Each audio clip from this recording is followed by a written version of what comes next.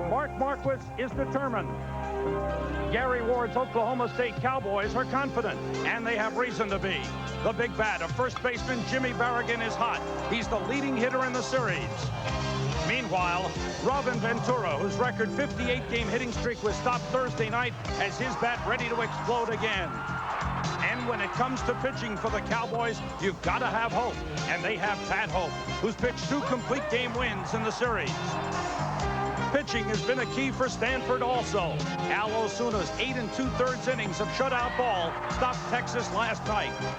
And the Cardinal defense has come up with big plays in the clutch, making 4 double plays against Texas. And there have been clutch hits as well.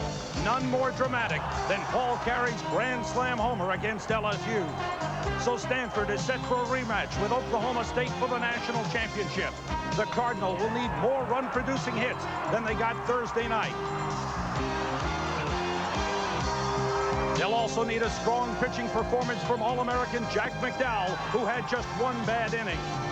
Oklahoma State has a strong lineup from top to bottom and hopes to get to McDowell again.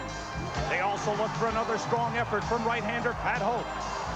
It's the high-flying Stanford Cardinal and the powerful Oklahoma State Cowboys for the national championship tonight. Welcome to the site of the national championship, Rosenblatt Stadium in Omaha, Nebraska. As it's game 15 of the NCAA College World Series, the Stanford Cardinal against the Oklahoma State Cowboys. The pregame show is being brought to you by Diet Coke. You're going to drink it just for the taste of it. Hello, everyone, and welcome to the national title game here in Omaha, Nebraska. I am Tim Brando. It was just about 9 days ago the 8 great teams of college baseball made their way into Omaha. Now we're down to but 2. Oklahoma State and Stanford, 2 determined clubs. And yes, 2 clubs that have a great deal of history here. The Oklahoma State Cowboys under Gary Ward have been here a record 7 consecutive times. But the coach has never won the big game. He's been in the national title game once. He has been here 7 times, but not won at all. Mark Marquis, on the other hand, the head coach of the Stanford Cardinal, has been at the College World Series 3 times in his career, but he's only finished 3rd. So you know he's going to do better than he's ever done before, but he'd like to have the coup de grace, win it all here in Omaha, Nebraska tonight. It's also a pitching rematch, a rematch of Game 11, when Pat Hope and Jack McDowell hooked up. Pat Hope did not start the season as the ace of the Oklahoma State team, but here in the College World Series, he has 2 complete games, including one in Game 11, surrendering only 2 earned runs to the Stanford Cardinal. He has been the most resilient of any of the pitchers in the Oklahoma State staff. Jack McDowell is the All-American, truly the All-American. First-round pick, cruising in the first 5 innings of Game 11, a 1-hitter against Oklahoma State. And then all of a sudden, the big inning, the Cowboy bats woke up with 6 runs. That's been the book on McDowell all along. He does have a tendency to get down. Once he does, he tries to pitch the corners. When that happens, the Cowboy bats will make you pay. So it's the Cowboys of Oklahoma State and the Stanford Cardinal. And the 2 men that will be calling tonight's game will analyze and scrutinize these 2 outstanding teams when we come back for the national championship.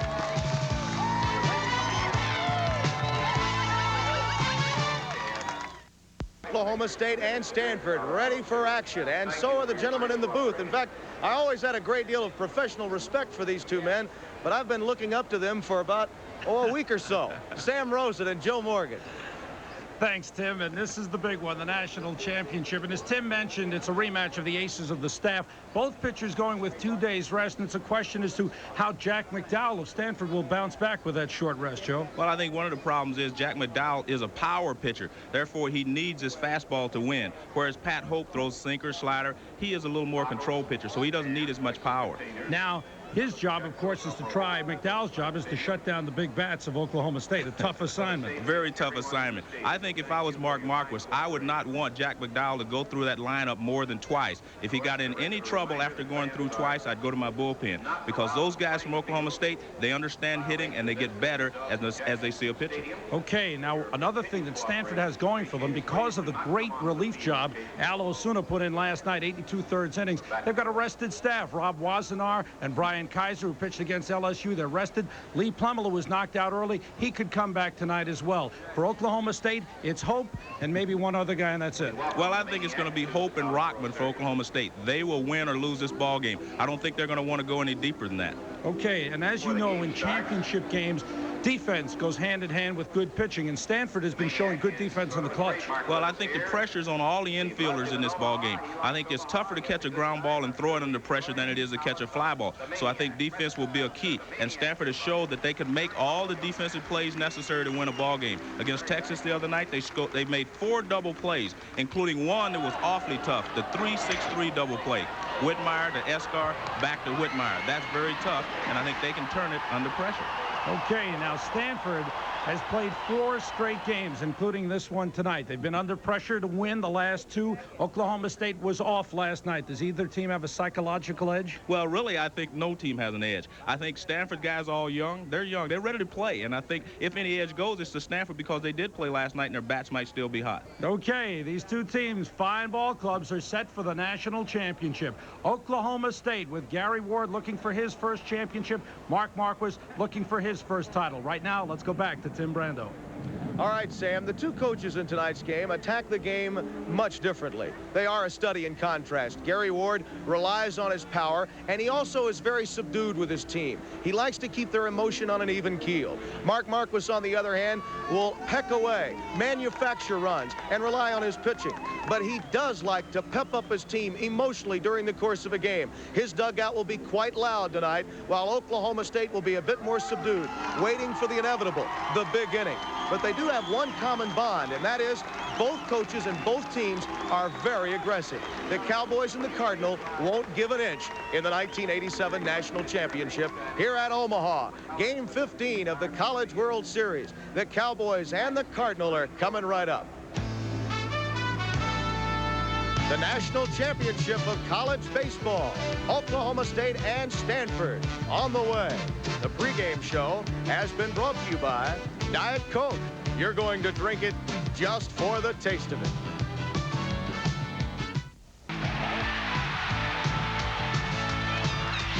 Welcome to the championship game of the 1987 NCAA College World Series, with Stanford 52-17 meeting Oklahoma State 59-12. Let's take a look at the Stanford lineup, brought to you by Wilson, the official ball of the NCAA championship. Stanford is coached by Mark Marquis in his 11th year. This is his 3rd College World Series. He's looking for his first national championship. Leading off, the left fielder, Ruben Amaro, a senior. He's hitting .348, leads the team with 93 hits and 37 stolen bases. Batting second, the center fielder, Toy Cook, a senior, just 3 for 22 in the series. Batting third, the third baseman, Ed Sprague, a sophomore. He leads the team with 16 homers and 68 RBIs. Batting fourth, the right fielder, Paul Carey, a freshman. He's tied for the team lead with a .348 batting average.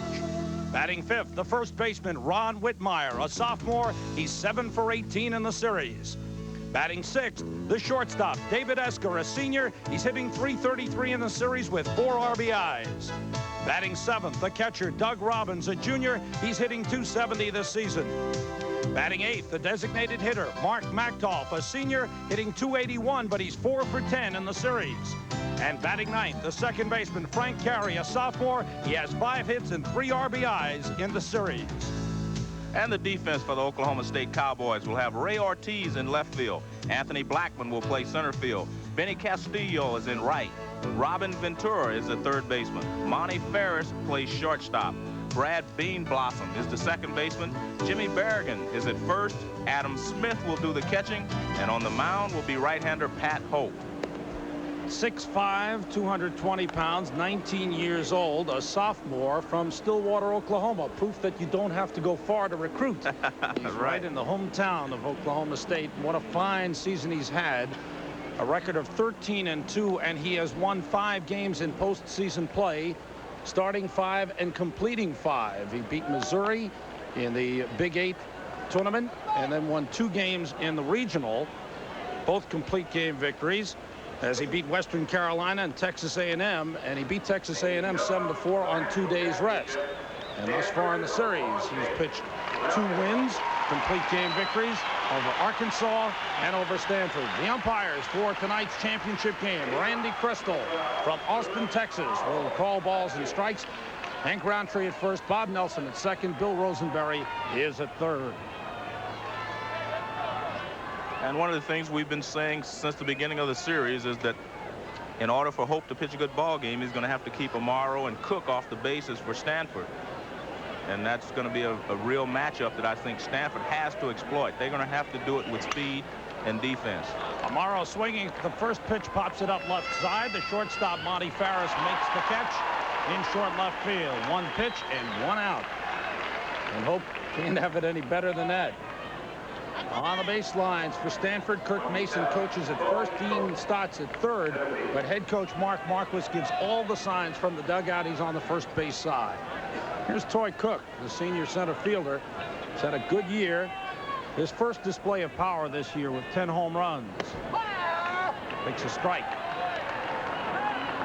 Cook has had a rough series, only 3 hits in 22 at-bats, but yesterday had a very big triple to center field. Drove in 2 runs. Well, the outside corner. The key thing here is that, you know, when you say a guy is in a slump, he's in a slump. In a big ball game like this, they only need 1 swing of the bat to get themselves started. So 1 base hit and they feel like their confidence is back and they can go forward. So I dismiss everything that's happened until this point. Count is 2-1 on Toy Cook. And he stole 3 bases against Texas in a 6-1 win last Tuesday night.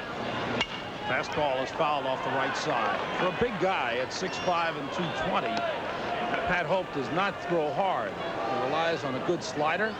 He throws a knuckle curve. And if he keeps that ball down, he's very tough, and the ball is usually in play. And I think the key is that he throws strikes. Fastball fouled again.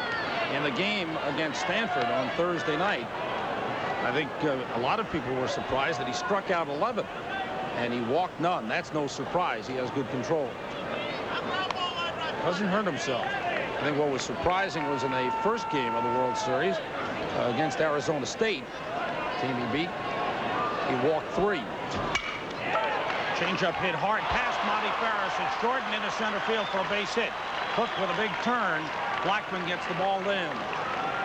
1-out single for Toy Cook. The ball going underneath the glove of Farris. As I mentioned, the infield defense will be important because it's tough to catch ground balls under pressure. We see the ball skip. It actually took a little skip instead of hopping and went under his glove. And now the first speed confrontation. Here's a power confrontation. Ed Sprague, sophomore from Stockton, California. Good size. The third baseman has 16 home runs this season and a home run last night in the first inning against Texas. I think the one thing that Pat Hope has to do here is not break his concentration, not take it away from Ed Sprague. Runner goes on the first pitch. A throw by Smith, not in time.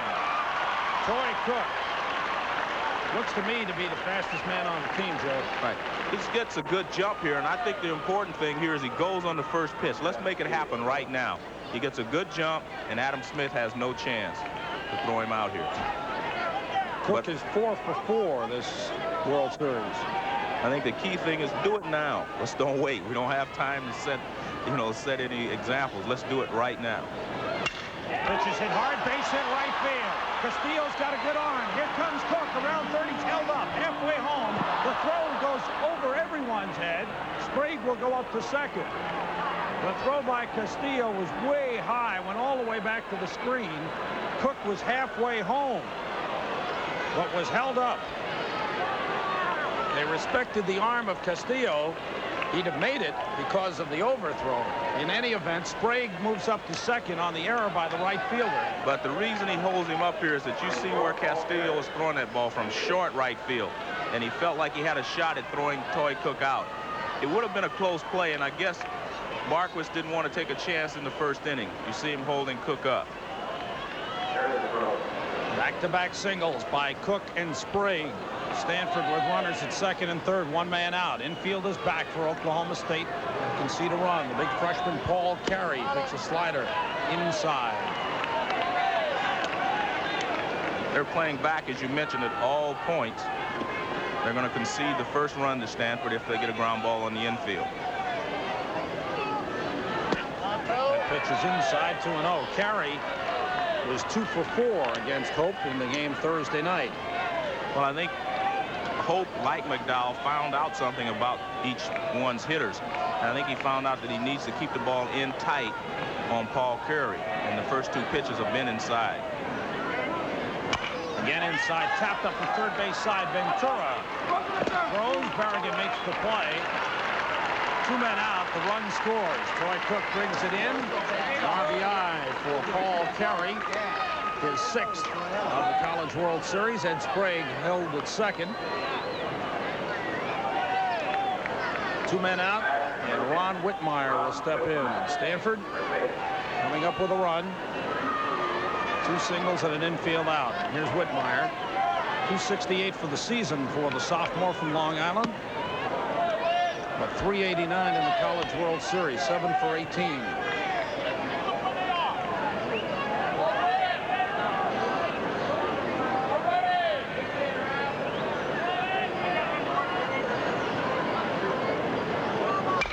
Up the middle, over the head of Hope. He got a piece of it with a glove. Tough chance for Ferris. Not in time.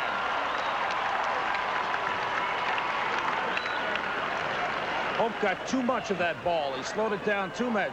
Had he just tipped it, Ferris might have had a chance, but it was slowed down significantly, and Ferris had no chance to throw out Whitmire. No, Ferris does as good a job as you can do on this, because actually he breaks up the middle automatically when the ball's hit. Now it goes to his right, so he has to charge it.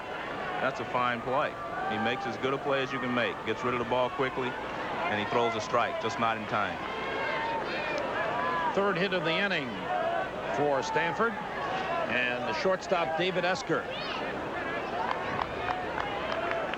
Senior's had a good series. He's had a good season. All during the year, he's gotten a lot of key hits. You get him in a clutch situation, and he's been able to come through, and this is definitely a clutch situation for him. It's a fastball over. 2 men out. We're in the top half of the 1st inning. Stanford has a run in. Runners at 1st and 3rd. In the game Thursday night, Stanford scored first. Got a run in the 2nd, a run in the 4th. And Oklahoma State got 6 in the 5th. Up the middle, base hit for Esker. It comes through again. His 5th RBI in the College World Series. Stanford leads 2-0. 4 hits. All singles here in the 1st inning for Stanford. There are guys who are clutch hitters and who like to hit in this situation. Esker is one of those guys, and he seemed to come through all the time. At least hits the ball hard as he just drives it right back through the middle. It was a breaking ball right in the middle of the plate. 6 hits, 5 RBIs. Gary Ward concerned right now. But he's had games where he's seen Pat Hope get hit early, struggle in the first couple of innings, and settle down. Pitches team to victory. Doug Robbins hits it slowly to second. Bean Blossom has it on to Berrigan. Sides retired, but Stanford gets 2 runs on 4 hits in the top half of the 1st inning and leads 2-0. Oklahoma State comes in. Let's take a look at their lineup. Brought to you by Wilson, the official ball of the NCAA championship. The Oklahoma State Cowboys are coached by Gary Ward. In his 10th year, he's been to the College World Series 7 years in a row. He's looking for his first national championship. Leading off, the center fielder, Anthony Blackman, a senior. He's hitting .385 with 42 stolen bases. Batting second, the left fielder, Ray Ortiz, a freshman. He's hitting .369 with 82 RBIs. Batting third, the third baseman, Robin Ventura, a sophomore. He's had base hits in 67 of 71 games this season. Batting fourth, the designated hitter, Jim Ifland, a senior, hitting .390, but only .188 in the College World Series. Batting fifth, the first baseman, Jimmy Barrigan, a senior. He leads all hitters in the series with a .533 batting average. Batting sixth, the shortstop, Monty Farris, a sophomore, hitting .385 in the series with 5 hits and 4 walks. Batting seventh, the catcher, Adam Smith, a junior. He has 6 RBIs in the series. Batting eighth, the right fielder, Benny Castillo, a junior. He's hitting .345 this season. And batting ninth, the second baseman, Brad Beanblossom, a freshman. He's hitting .500 in the series with 7 runs and 3 RBIs. And the defense for the Stanford Cardinal will have Ruben Amaro Jr. in left field. Toy Cook is the center fielder. Paul Curry will be in right field. Ed Sprague Jr. is the third baseman. David Escar is the shortstop. Frank Curry is the second baseman. Ron Whitmire will play first. Doug Robbins will do the catching. And on the mound, right-hander Jack McDowell. 21 years old, 6'5", 185 pounds from Van Nuys, California. His third start in the College World Series. He was a winner over Georgia in Game 4. He pitched 6 innings, gave up 4 hits and 1 run. That was unearned. And the loser in Game 11, when he pitched 7 innings against Oklahoma State, allowed 6 hits, 6 runs. And all of those 6 runs on 5 hits given up in the 6th inning. Well, as we've mentioned before, Oklahoma State is a big inning ball club. You know, they can tear you up in 1 inning as they did McDowell last time. He was cruising along for 5 innings, and all of a sudden they struck for 6. And then he finished up the 7th inning, 1, 2, 3. So they are a big inning ball club. He has to stay away from that tonight. Anthony Blackman, the center fielder, a senior, leads it off. Looking for his first hit thus far in the World Series. He's 0 for 7. This is his 3rd game. He missed the first 2 of the series. Suspended by the NCAA for some actions during the regional tournament. Pitch over for a strike. Count is 1-1 on Anthony Blackman. And Jack McDowell, the 5th player chosen overall in the Major League Draft, a junior drafted by the Chicago White Sox. Talk about consistency. As a freshman, he was 11-4. As a sophomore, he was 11-4. This year, he's 11-4 coming into the World Series. Now he's 12-5. Good fastball. Did not go around. Third base umpire is Bill Rosenberry. Reading Jack McDowell's comments after the ball game against Oklahoma State the other night, he understands where he went wrong, and he vows to, you know, if he would have gotten another chance, to take advantage of that. But I think he really understands what his role is tonight and what he has to do to keep these Oklahoma State players at bay. He's throwing hard. Count is 2-2. This is a situation, as I mentioned at the beginning of the show, you throw as hard as you can for as long as you can, and then let somebody come pick you up. Well, we talked about the depth of Stanford pitching. They've got Chitrin, their ace of the bullpen, did not have to be used against Texas last night. He's well rested. Fastball low and inside. No, they called him out. Randy Crystal with a late call. He's called out on strikes. Jack McDowell has thrown all fastballs so far, and this is another fastball. And it looks like it gets the corner. The thing that Blackman does, he dives into the plate, which kind of makes every pitch look like it's inside. 1 man out. Hard-hitting freshman Ray Ortiz, the left fielder, steps in, takes a ball. Ortiz came to Oklahoma State as a first baseman and a pitcher, but first base was loaded with Jimmy Barrigan, and he couldn't find room on the staff, or at least didn't impress the coaching staff, so he was put into left field because he got the good bat. And he's responded well. He's, you know, hit 18 home runs during the season. That just adds to this Oklahoma State offense. There's a good chance that with Barrigan graduating, Ortiz will get the first shot at first base next season.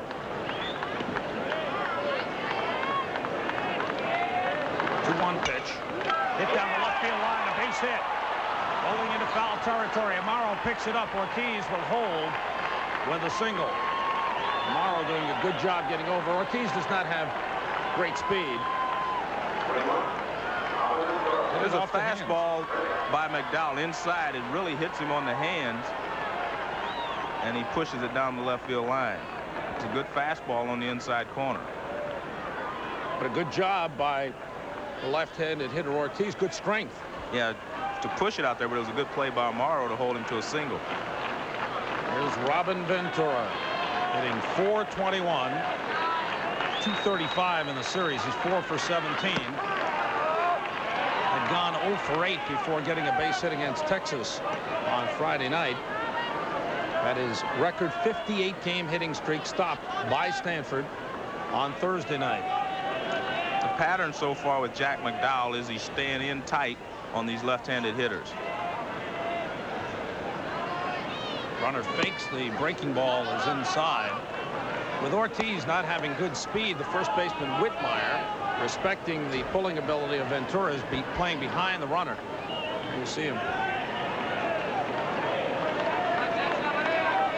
Ventura twisted his ankle in a collision with shortstop Monty Farris the other night, but he's okay. No problem.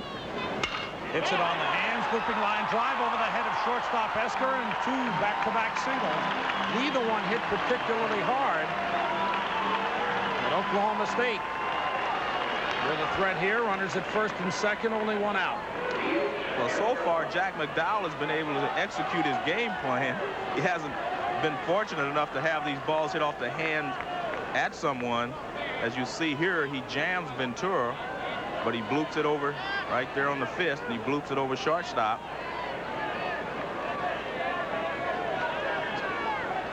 So I'll just have to see what happens the rest of the way, but he's going to have to change his pattern again because they'll start looking for the ball inside.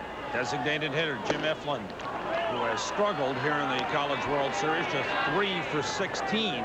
Came into the World Series hitting over 400. 2 on and 1 out. The big left-handed hitters coming up. Eflin hits it on the ground to short. Esker, the carry for 1 on the first double play. Stanford does it again. Their 9th double play of the College World Series. McDowell gets out of it as Stanford turns the double play. End of 1. It's Stanford 2, Oklahoma State nothing. As we see here, the double play that Stanford completed, but they had a lot of pressure on the second baseman, as you'll see here. He's cut down by Ventura right there with a leg whip, but not in time. Stanford makes the double play, and these guys really have a lot of enthusiasm for the game. They run off like this no matter what.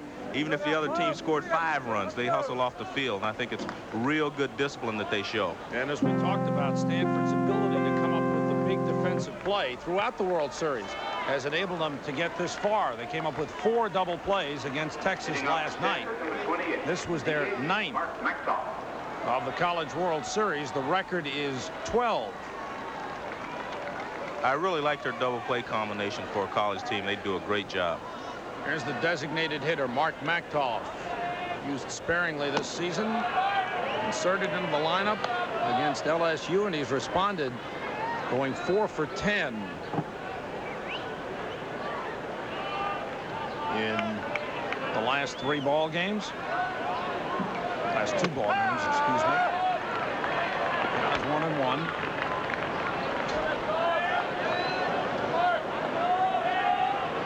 Sophomore Pat Hope.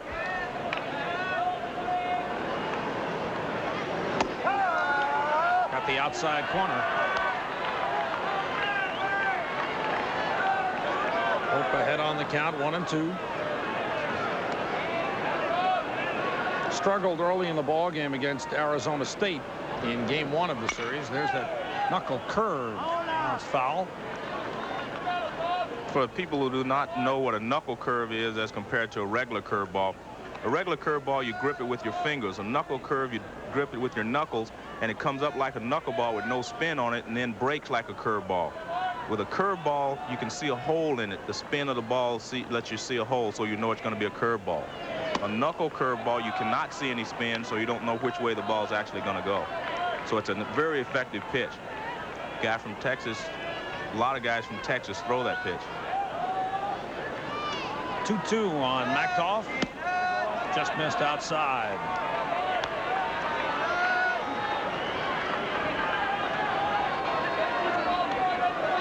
4 singles in the first inning for Stanford, giving them the 2 runs. Both runs were earned. That pitch fouled out of the ballpark. The first time I saw a knuckle curve came from a guy from Texas, Bert Hooton.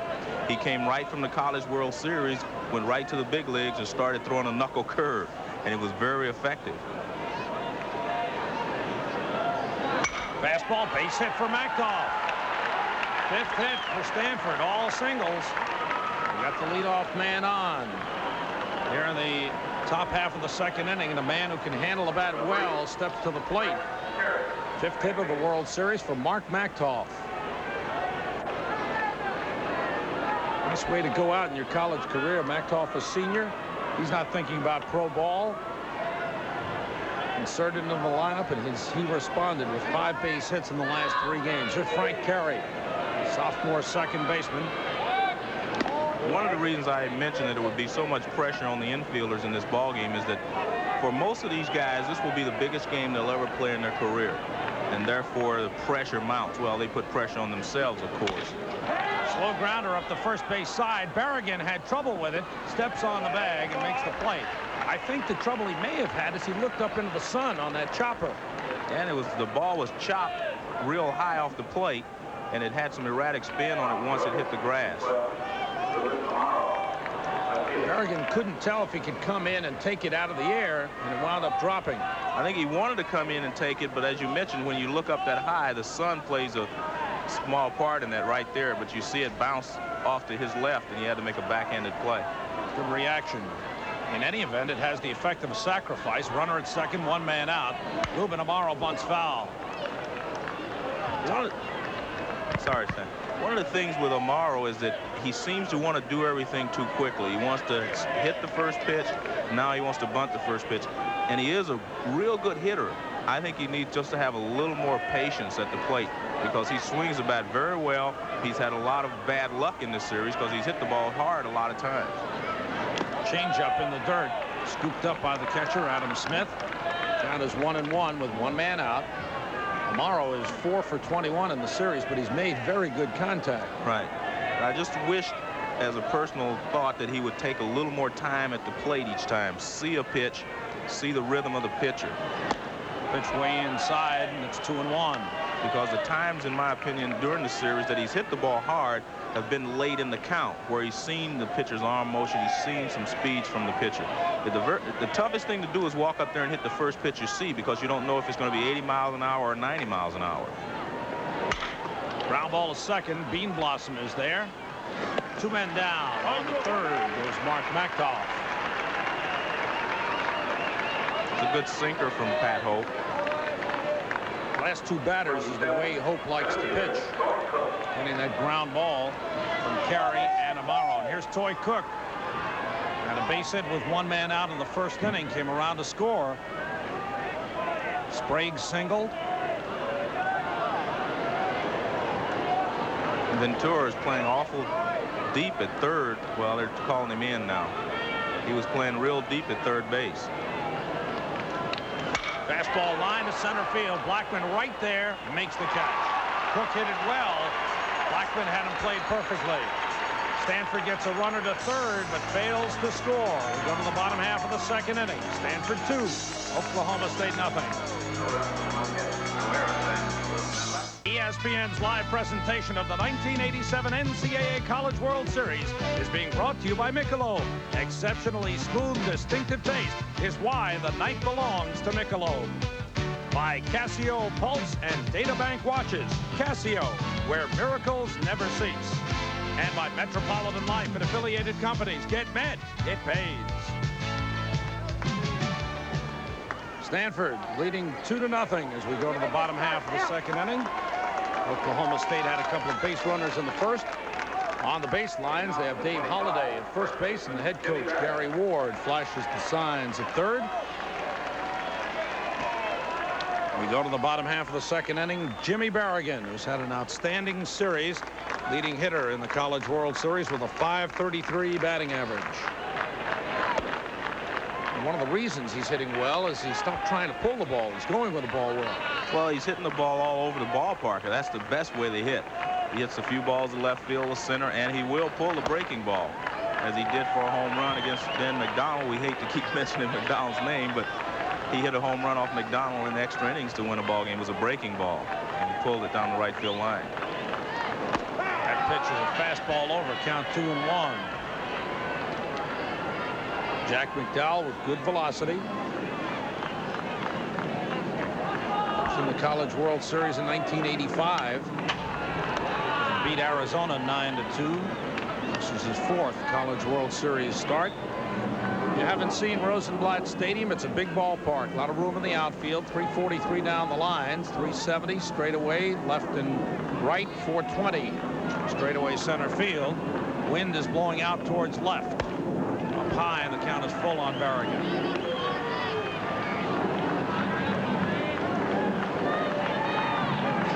Drafted by the Philadelphia Phillies. I think McDowell will have to go after him with a fastball here. He does.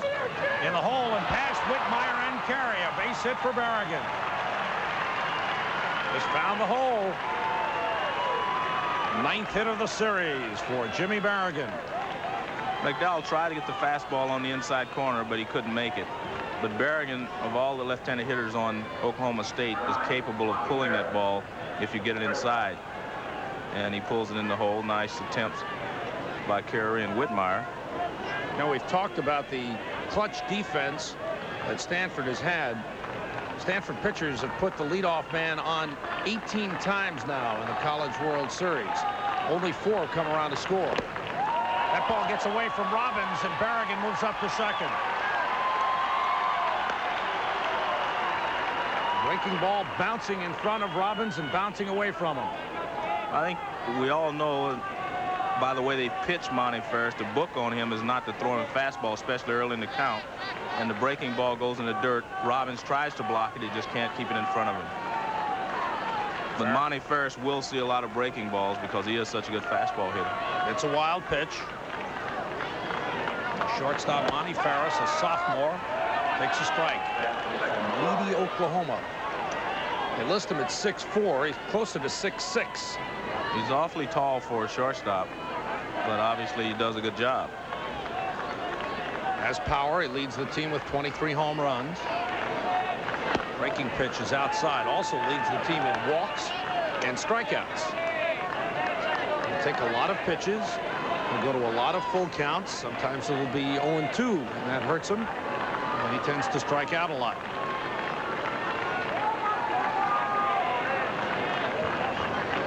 Fastball. Good by him. Good pitch by McDowell. A good high fastball is the toughest pitch to hit, whether you're right-handed or left-handed. But if he gets that good fastball up there with some mustard on it, it's almost impossible to catch up with it. Runner at second with nobody out. High and inside. Count is full. Ferris has walked 90 times this season. Struck out 66 times.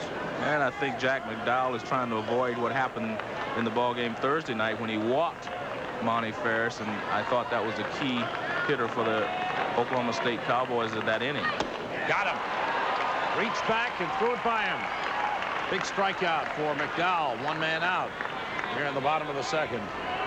McDowell seems to be throwing even harder today than he was on Thursday. This is a good fastball, and when you get it up that high, like I said, it's awfully tough to hit it. Well, as you said, Joe, it may be a case of go as hard as you can, as long as you can, and don't worry, we'll get the bullpen up if you need it. And I think that's the philosophy you have to have in the championship ball game. You don't have to worry about tomorrow. You've got enough guys in the bullpen to back him up. Adam Smith, the catcher, takes it inside, a breaking ball.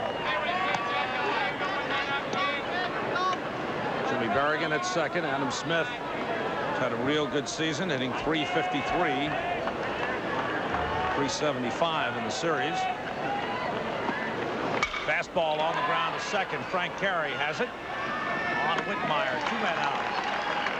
Berrigan moves up to third. And Oklahoma State for the second inning in a row. The runners in scoring position, looking for the clutch base hit to get the run home. Here's Benny Castillo, the right fielder from New York. Went to Baltimore Community College. This is his first year at Oklahoma State. He tried to tighten up his swing a little bit. And he's had success. The other night he did not look good. He just has a lot of movement, so they're trying to cut it down. When you have that much movement, you start your hands back, makes your swing a little longer.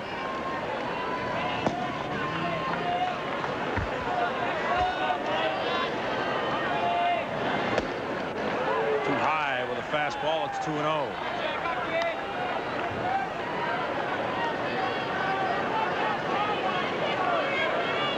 Oklahoma State would like to do a lot better than that. Again, high with a fastball. Good velocity. He's just missing a little high. I guess he's trying to get him to chase that high fastball. Well, he's overthrowing a little bit, Sam. You know, his release point is a little high. I think he's trying to throw a ball maybe a little too hard in certain situations. That time got the fastball in the outside corner. You can throw the high fastball and get them to chase it with 2 strikes, but they're not going to swing at it most of the time on the first strike or second strike. You have to get 2 strikes, and then they'll chase it. Berrigan off third, 3-1 to Castillo. Up high, and he lost it. It's at first and third with 2 men out. 9 runs aboard. Stanford leading 2-0 here in the bottom of the second. The number 9 man, Brad Beanblossom, steps in. Beanblossom has been a tremendous player in this series. A great surprise for Oklahoma State. He's hitting .500, 7 for 14, 7 runs scored, 3 RBIs, and he's walked 4 times. He was the leadoff man the first 2 games with Blackman out with a suspension.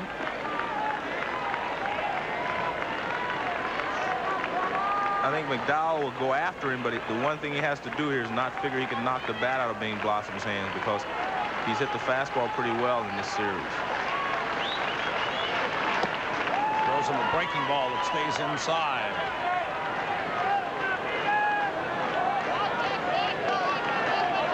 I thought that was a good pitch for him to throw him a breaking ball there, because I thought Jack had tried to start overthrowing with the fastball. He'd thrown like 7 consecutive fastballs, and he started to overthrow it.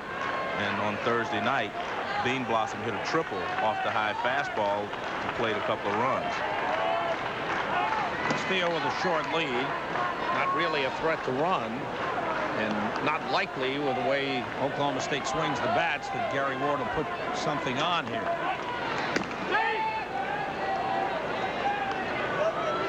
Well, I think Jack is giving Castillo too much attention, because, as you mentioned, he doesn't steal a lot of bases. I think he has to give his concentration to the hitter and get this guy out at the plate. Fastball. Count is 1-1 on Brad Beanblossom. Freshman from Louisville, Kentucky. Take on the pickoff. Third base.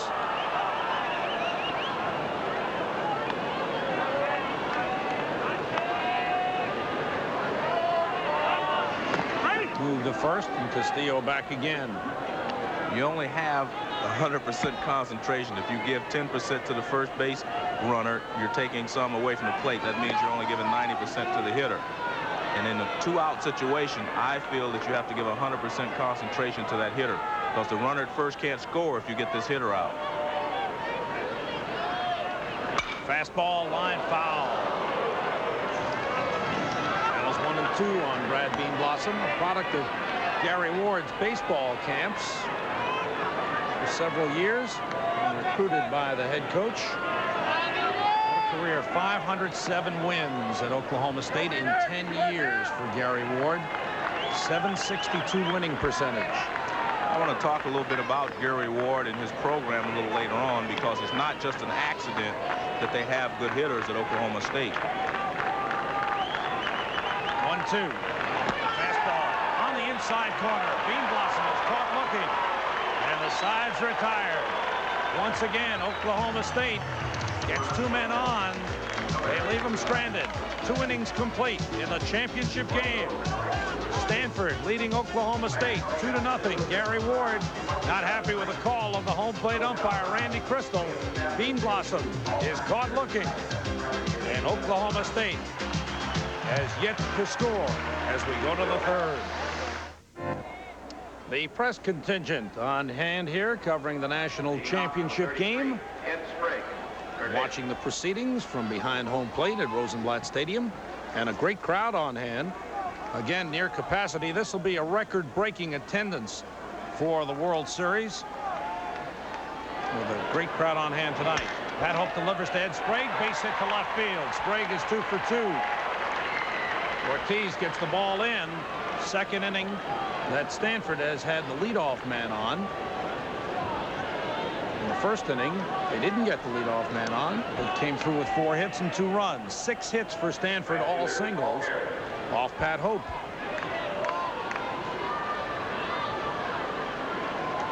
Hope allowed only 7 hits in the first meeting with Stanford on Thursday night. Here's Paul Carey, the right fielder.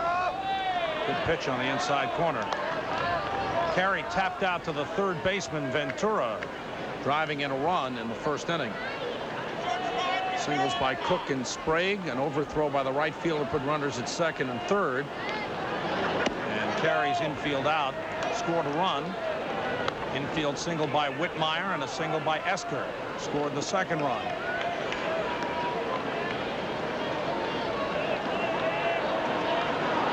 Carey swinging away on the ground to Farris at short. The Bean Blossom one on to first. Double play.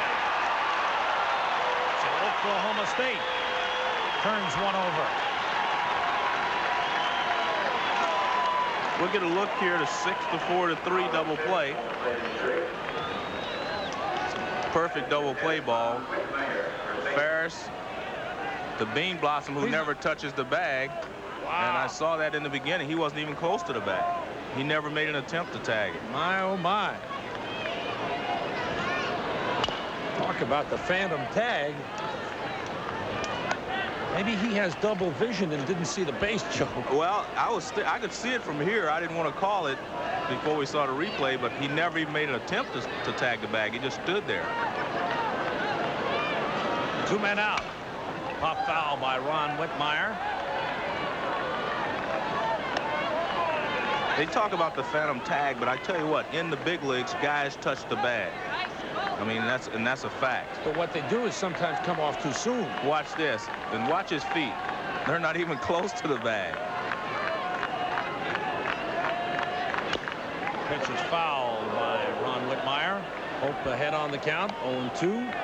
But I think if you watch even a major league player, when you think they're cheating and they come across the bag, they're not actually cheating. If you freeze it, you'll find that the ball is actually in his glove when he's on the bag. It's just done so quickly and so perfectly that it looks like sometimes he's cheating, but really they do not. You're defending those infielders. No, I was taught by, Bill Mazeroski. I studied pictures of him and whatever to learn to make the double play. I always stepped in the middle of the bag. I mean, I was never called for cheating because I stepped in the middle of the bag. 1-2. Whitmire out in front on that pitch. Fouls it down the right field side. It'll go back in the crowd.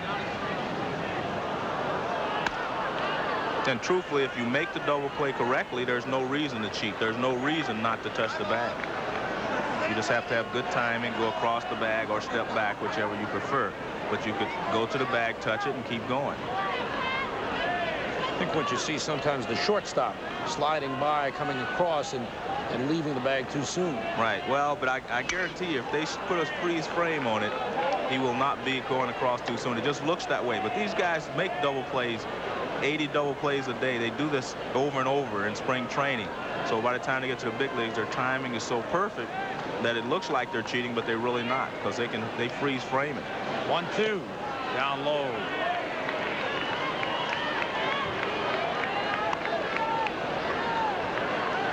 Right-hander Pat Hope. The left-hander Ron Whitmire. Whitmire really coming on strong the second half of the season for Stanford. And one of their best hitters down the stretch. Popped in the air to short right field. Castillo coming on, calls and makes the catch. So the double play helps Pat Hope out of the inning after he put the leadoff man on. Stanford now with 6 hits in the ball game, 2 runs. We go to the bottom of the third, still 2-0 Stanford.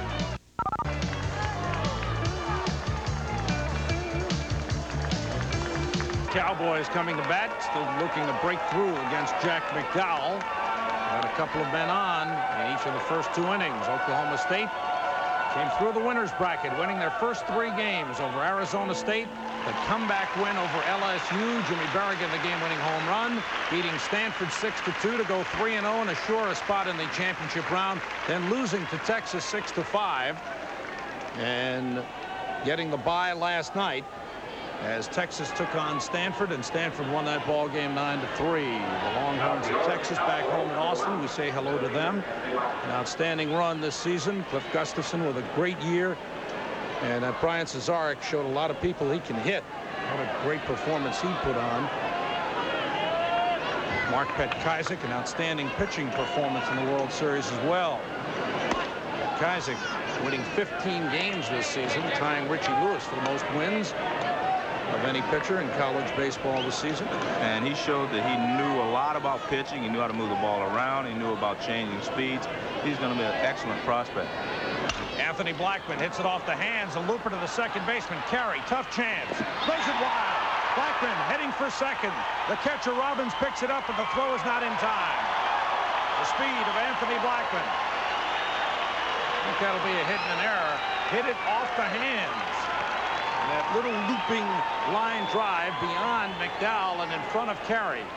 Well, McDowell is doing exactly what he wants with these Oklahoma State hitters. He's jamming them, but they're lucking out and getting base hits.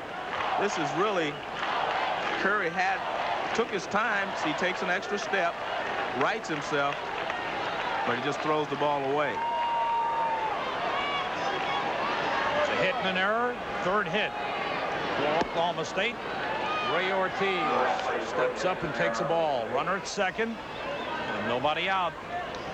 Jack McDowell, if he is able to hit the guys on the fist in a professional level, nothing will happen. The bat will break. These bats will not break, so they're getting base hits. But he's doing an excellent job of pitching exactly the way he wants. Popped up in a short left field. Amaro calls for it. 1 man out. That's a mistake by Ortiz there. With no strikes, you have to make sure you pull the ball. If there's 2 strikes on you and you have to go to left field, okay. But you'll see McDowell overpowers him with a fastball actually on the inside half of the plate. But you have to make sure you pull the ball in that situation. And if you can't pull it with the bat, drag the ball or bunt. But your job is to get the guy to third base. See, the one thing about baseball is an individual game with a team concept. Everything you have to do it individually. You know, you don't double team a ground ball. You don't gang tackle a pop-up. You have to do it by yourself. But the things you do have to fit into the concept of the team strategy. And when you get a guy on second base with no outs, you have to hit the ball to the right side.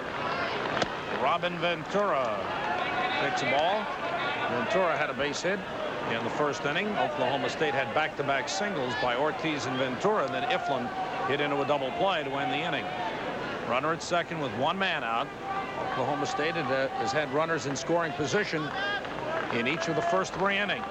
They've yet to deliver them. Ventura fakes a bunt. Now that's a surprise. Right. Well, I don't think he should be bunting in this situation, but if Ortiz could not pull the ball and they've been having trouble pulling Jack McDowell, then I think he should have, you know, dropped down a bunt either to third or tried to drag it. Your job is to get the guy to third. That's all I'm saying, and you owe your teammates that effort. McDowell has worked well, challenging the hitters with a fastball. Breaking ball ripped into right field, a base hit. Blackman will score. Ventura on his way to second. He'll be in with a double. Robin Ventura, who was in a mild slump, if you will, when he went 8 straight times without a hit, is starting to move now. 2 for 2 in this ball game. He drives in a run that is a team-leading 110 RBIs for Ventura. That's a breaking ball from McDowell on the inside part of the plate, and Ventura's able to get the barrel out. I think if that would have been a fastball inside, he wouldn't be able to get it out there. But he wanted to try something different and move the ball around on him, and he paid the price. Now a 2-1 ball game. Stanford leading. Here's Jimmy Iflin. Fastball on inside. I think with McDowell's fastball, as long as he has the same velocity he has now, he can stay on the inside corner with these left-handed hitters. Preferably up, though. Fastball inside again. Ifland is 0 for 7 with runners in scoring position thus far in the World Series. They need him to come through. He's been a big RBI man all season with 87. Fastball popped up into the infield. Sprague calls and takes it. That's another perfect pitch by McDowell, right under the hands. And these guys can't handle that pitch because he's got so much speed on it. It's a tough pitch to handle. Watch, he gets this fastball right under Ifland's hands, and there's nothing he can do with it. Right there, perfect spot. Makes you wonder why he threw the breaking ball to Ventura. Well, I think he respects Ventura so much that he had gotten him out with the fastball. Well, he didn't get him out, but he made the pitch he wanted, and Ventura flipped it to left. But he wanted to show him a different look because he thinks he is a better hitter than maybe some of the other guys. Goes to strike to Jimmy Berrigan. Berrigan had a hit his first time, leading off the second inning. The hot man on the World Series with 9 base hits in 16 at-bats. 1 run in. Runner at second with 2 men out for Oklahoma State. Good fastball. Just threw it by Berrigan. He's got a good one. I think the one thing you have to do is we see McDowell throw the fastball by Berrigan. Good movement on it as well. But as a pitcher, you have to decide which hitters you're not going to let beat you in the lineup. And if I was Jack McDowell, it would be Ventura and Berrigan. Those are the 2 guys I would try to stay away from in clutch situations. Berrigan just got a piece. Right-hand hitter is on deck, and Monty Ferris. It's not that easy to do now, but I'm just saying if you get in a situation where you can choose which guys you pitch to, which in that situation, those would be the 2 guys that I would stay away from, because I think Berrigan is smart enough to look for the fastball, and he has the equipment to get the barrel out on the fastball inside, and Ventura is just a good hitter. Ventura leads from second. That pitch is outside. 1-2 to Berrigan. See, he's done a good thing with Berrigan here. He's thrown the fastball away inside first and got a strike. Then he went away with a fastball for strike 2. Now he's gone away one more time. So he set him up now. He can go back inside or he can go away. But he's established that he can get him out, or in his mind, he can throw either pitch to him and get him out. I think he's going to go inside with a fastball. Inside, and he struck him out. Overpowered Jimmy Berrigan. 4 strikeouts for Jack McDowell. He pitches out of the jam, but Oklahoma State breaks through with a run. Ventura getting a double to drive in 1. It's 2-1 Stanford going to the 4th. For the national championship. Good pitcher out there in Jack McDowell for Stanford. I tell you, Jack McDowell is more impressive tonight than he was last week, and he only gave up 1 base hit over 6 innings. He has Berrigan set up, and this is a perfect pitch. Right under hands with some velocity. That is a perfect pitch to a left-handed hitter, and you can only get him there with 2 strikes, because with 1 strike or no, he may not swing at it. But a perfect pitch with 2 strikes, and he set him up beautifully. He went away, he went in, he went away, and he came back in. He makes my job easy because he knows what he's doing out there, and I can read him pretty well, so he's doing a great job. Top of the 4th inning, David Esker, the senior shortstop, steps in. Esker had a base hit to drive in the 2nd run of the game for Stanford back in the 1st inning. Stanford got 2 in the 1st on 4 singles. Oklahoma State coming back with a run in the bottom of the 3rd.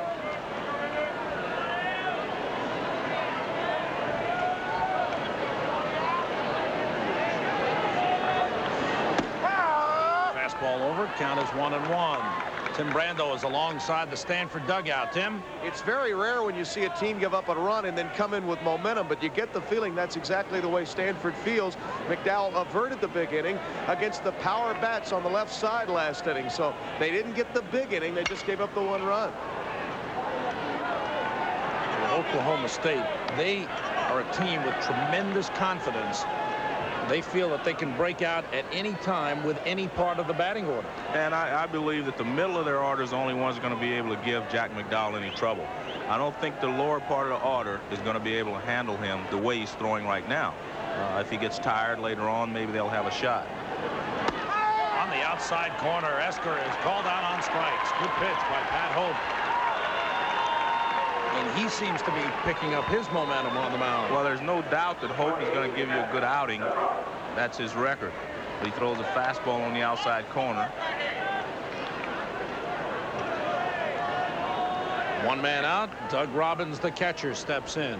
This Oklahoma State team is one that has shown tremendous ability to come through in tough situations. They were facing elimination in the Big 8 tournament, having lost the second game of the tournament to Oklahoma. They came back and they won it.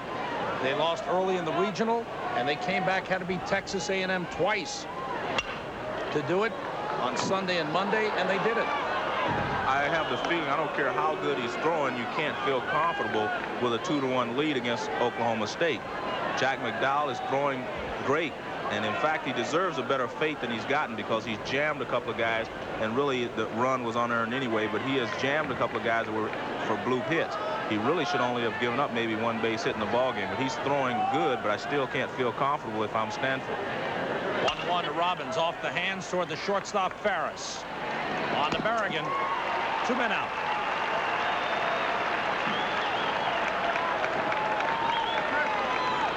And the Cowboys have got a fine contingent here. And a good following. A couple of years ago, they were considered the bad guys.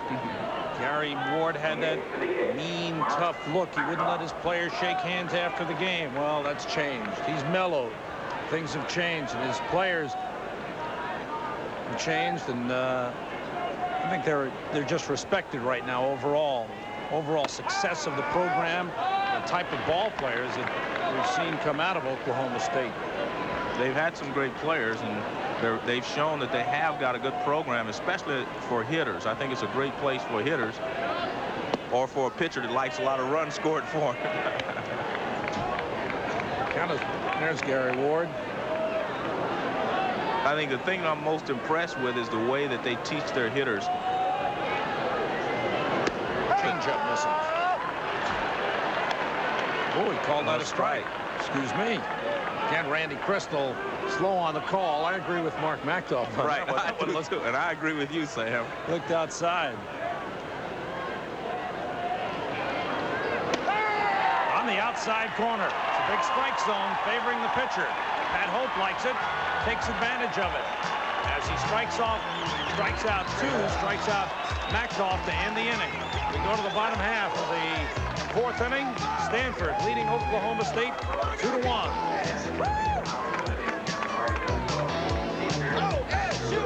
Game 15 of the NCAA College World Series, the championship game.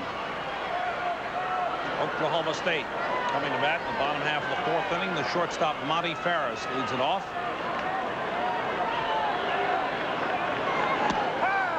McDowell starts with a strike. One of the things you see here is that Monty Ferris is 6'5" or whatever, and he has a big strike zone. When he ducks down, the strike zone doesn't change. The hitter establishes strike zone when he stands in and takes his stance. Now, if he ducks before the pitch comes or whatever, it doesn't change his strike zone. And that's what he did the first pitch. He ducked under the pitch. But he establishes his strike zone when he takes his stance, and that's what the umpire has to go by. That is his strike zone right there. McDowell missing with a fastball. It count as 1-2.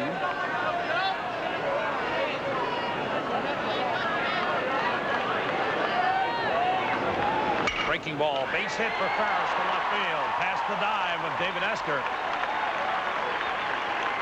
Kind of surprised he threw him that pitch. Actually hung that curveball. Got him on fastballs first time up. Well, I think he's trying to pitch a game where he shows him one thing, one at bat, and next at bat he's changing. I think he feels that he fell into a pattern the last time up, and it caught up with him in the 6th inning. So now he's trying to change. But I believe that he should have gone with what he did the first couple of times. He overpowered a couple of hitters, and I think you have to stay with that. Ferris with a leadoff single. See the numbers on him. Not great speed. His long legs do eat up some ground. Adam Smith, the catcher, handles the bat well. He had a base hit off McDowell to drive in a couple of runs on Thursday night in the all-important winners bracket game. By winning that game Thursday night, Oklahoma State locked up the spot in the championship game. Ferris is back. Smith, the number 7 man in the order, came into the ball game hitting .353. And now Gary Ward is coming down to Randy Crystal. And part of this may be a psychological ploy. Well, I'm sure it is. See, baseball, unlike basketball and even football, a coach can't control the tempo of the game. He can't really control the game. So his way of getting it in is coming down and playing psychological games with the home plate umpire. He's saying that the pitches are low. Let's see if we can hear him.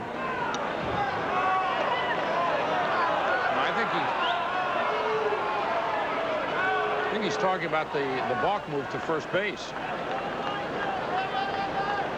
Well, like I say, that's the only way that a coach can control a baseball game, because baseball, as I mentioned, has so many different facets that you can't control them all. He's yelling across to Hank Roundtree, who's the crew chief, the first base umpire, telling him, pointing to the leg, pointing to his foot movement, telling him to watch McDowell's feet on the move to first.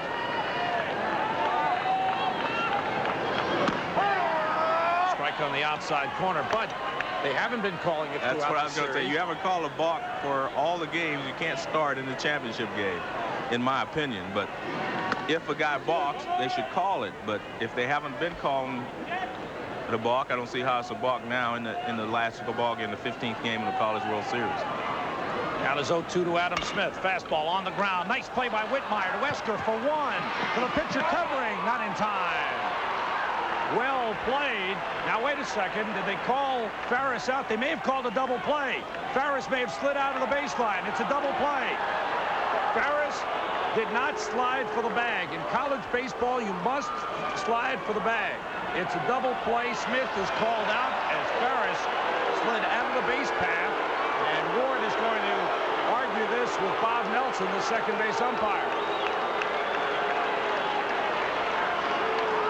And Marquis is out to see if Esker is okay, and he seems to be okay. Bob Nelson in his second College World Series. He was here last year. We'll get another look at the play here at second base. Monty Ferris is going in on Esker. Here's the throw. And there's no doubt that he slid for Esker, but he could touch the bag. See, that's the difference in pro ball and here. In pro ball, you can slide anywhere you want as long as you can touch the bag in your slide. You remember in the first inning, Ventura went in there with a trip takeout. Right. And that was not called. This time, it was called. It's a double play, and there are two men out. Actually, Ventura's was a little better than this one. This one was very obvious. Here's Benny Castillo. Time was called. But missed in that play was a fine effort by Ron Whitmire at first base, because that ball was an inch or so from going through in the right field. He made a great play to plug up the hole. Very close to getting the double play anyway with McDowell covering. He got off the mound well. Stanford definitely executes very well on the double play. One strike to Castillo. Fastball, check swing, foul. 2 runs, 6 hits, 1 error for Stanford. 1 run, 6 hits, 1 error for Oklahoma State. 2 men out in the bottom of the 4th. And pitching on just 2 days rest, Jack McDowell has had real good velocity and real good control. Fastball, Castillo just got a piece.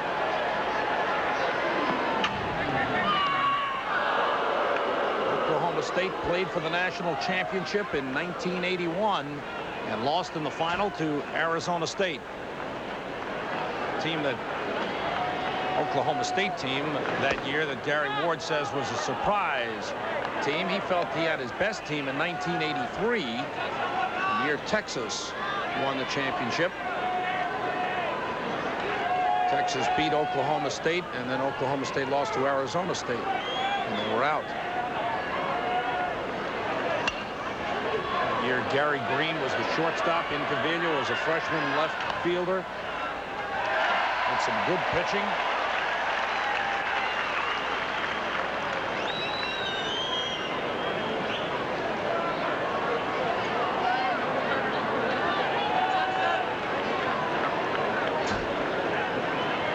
Junior Jack McDowell, 21 years old.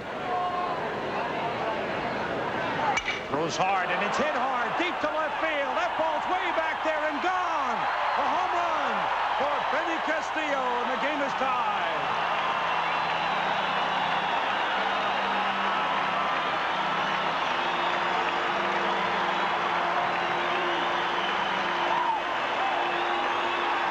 Castillo got the bat around on the fastball. And the junior from New York ties it for Oklahoma State.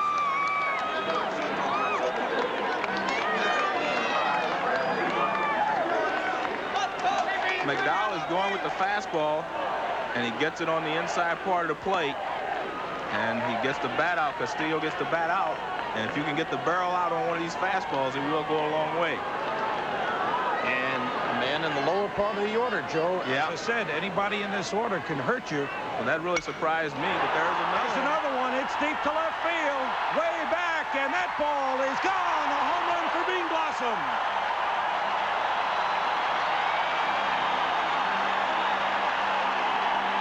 Back-to-back homers by the numbers 8 and 9 hitters in the order.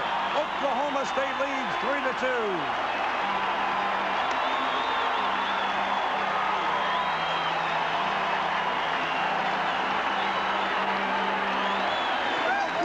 Series for Brad Bean Blossom, the freshman from Louisville. And now Mark Marquis wants to talk to Jack McDowell. With 2 outs and nobody on here in the bottom half of the 4th inning, back-to-back homers by Castillo and Bean Blossom. Well, he struck Bean Blossom out with a low fastball, but we mentioned before he had hit the triple off the high fastball off of McDowell on Thursday night. And you see Jack comes back with another high fastball, and Bean Blossom drives it out. It was Brad Bean Blossom's home run against Arizona State in Game 1 of the College World Series, which gave Oklahoma State a big spark and got them going. He's had 3 home runs this season, 2 here at the World Series. That is amazing. And now the top of the order, Anthony Blackman. The Cowboys have got home run power up and down the lineup. That's the 8th time during the year that they've done it, so they should be used to it by now. This man has hit 14 home runs.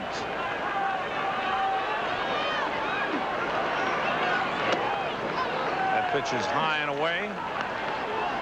Oklahoma State leading for the first time in the ball game, 3-2. Showing the power in their bats. Tremendous hitting ball club. Came into this game hitting .351 as a team. Fastball on the ground to first. Whitmire handles it. Takes it himself. We're out of the inning. The double play cost Oklahoma State a runner on the interference call at second base. But Oklahoma State didn't let it bother them. After the double play, they answered with back-to-back homers by Castillo and Bean Blossom. Gary Ward tried to upset Jack McDowell. Monty Ferris tried to upset the shortstop. He was called out for the double play. But the home runs have given Oklahoma State the lead as we go to the 5th. Stanford Cardinal playing for the national championship for the first time. Beat Georgia 3-2 in a rain-delayed game. McDowell and Chitrin combined for the win. Then beat Texas 6-1. Lee Plummel a complete game. They lost to Oklahoma State 6-2 Thursday. Had to come from behind and in 10 innings beat LSU 6-5 on the grand slam homer by Paul Carey. Then beat Texas last night 9-3. Now they'll have to come from behind against Pat Hope. Top of the 5th. Number 9 man for Stanford, Frank Carey leads it off. I'll have to apologize to you, Slam. I didn't believe that the bottom of the order could handle Jack McDowell's fastball today. Could be that second time around in the batting order that you talked about, Joe. Well, it could be, but I still felt like he could handle the bottom part. I thought his real problems were going to come in the middle of that lineup, and especially with the left-handed hitters and not the right-handed hitters. Pitch is inside of Frank Carey. But quietly, Pat Hope has gone about his job. He struggled, of course, in the first inning, gave up the 2 runs, but now he's back on the same schedule he was on last time he pitched against the Cardinals.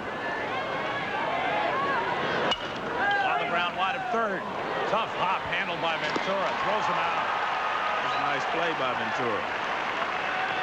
He's shown people he can field third base. He's not only a hitter. Well, to be a good hitter as he is, you have to have pretty quick hands. And he has good hands here. Watch the ball take a bad hop. Quick hands to be able to react to that. See that ball right into the glove? Nice moves by Ventura at third base. One man out. Top of the order, Ruben Amaro. Amaro 0 for 2. This has not come through with base hits in this series. Changeup from Hope. Pretty good pitch. That was an excellent pitch because he's thrown Amaro all hard stuff before that, and then he's take a little off, and usually will fool a hitter.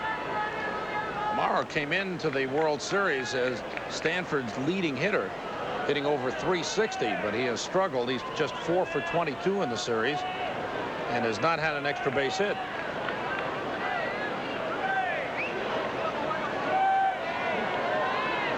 Oklahoma State leading 3-2.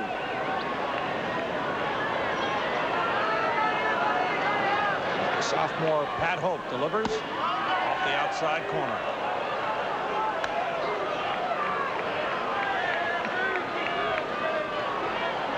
Ruben Amaro used to be a bat boy for the Phillies and Cubs. His father was over in Philadelphia and then on to Chicago. Down low with that knuckle curve.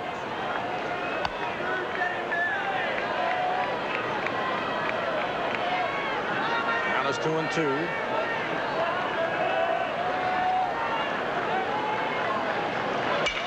Line foul down the left side. Back into the crowd. Crowd of just about 15,000. Here at Rosenblatt Stadium. Just a couple of empty seats in the far reaches of the bleachers down the line. A record-setting attendance year here at the College World Series. An outstanding attendance. Been outstanding ball games for the most part. Yes, they have. Very entertaining. 2-2 to Amaro. High and inside.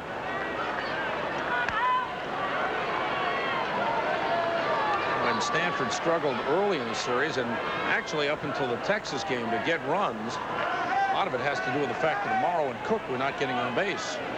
Down low, he walked it. That was a good at bat for Amaro. I mean, he took some tough pitches and he waited him out and he's on base. Now he can give the Cardinal a start here. 52nd walk of the season, 5th in the World Series for Amaro, and he leads the team with 37 stolen bases. First walk given up by Pat Hope.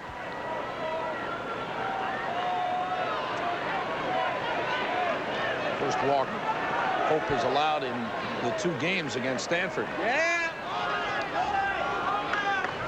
only the 4th he's allowed in the World Series. And this is his 23rd inning of pitching. Fastball high and away as Adam Smith might have been looking for something. That was a semi-pitch out. Throw a high fastball outside, and if the hitter wants to chase it, okay, but the catcher would have been in good position to make a throw if Amaro was going. Amaro doesn't go. Ball is hit deep to center field. Blackman going back, still going back. It's over his head, off the wall. Amaro is on his way to third. Cook holds at second. Amaro had to hold up to see if Blackman would catch the ball. Anytime an outfielder turns his back on you like that, you should go ahead and run, because if he makes the catch, he's going to have to run at least 5 or 6 steps before he can stop and throw back. So I think that Amaro could have gone a little further, but the ball bounced directly back to Blackman, and I don't know if he could have scored anyway. But Toy Cook has really swung the bat well tonight. He drives this ball to deep center field. But as I mentioned, see, anytime a guy has his back to you, you have to assume that he can't catch the ball. If he makes a great play, he's not going to be able to get the ball back to the infield very quickly. Pitching coach Tom Holliday out to the mound to talk with Pat Hope. One man out, he walked Amaro, and Cook with a 420-foot double off the center field fence. And a triple against Texas last night. That's the first double in the College World Series for Stanford. And they now have runners at second and third with one man out here in the 5th inning as they try to turn the tables on Oklahoma State. All of Cook's power seems to be to center field. And I think, again, it's because he's a little tight up top and his bat is not as quick as he'd like it for it to be, but he's also very strong up top.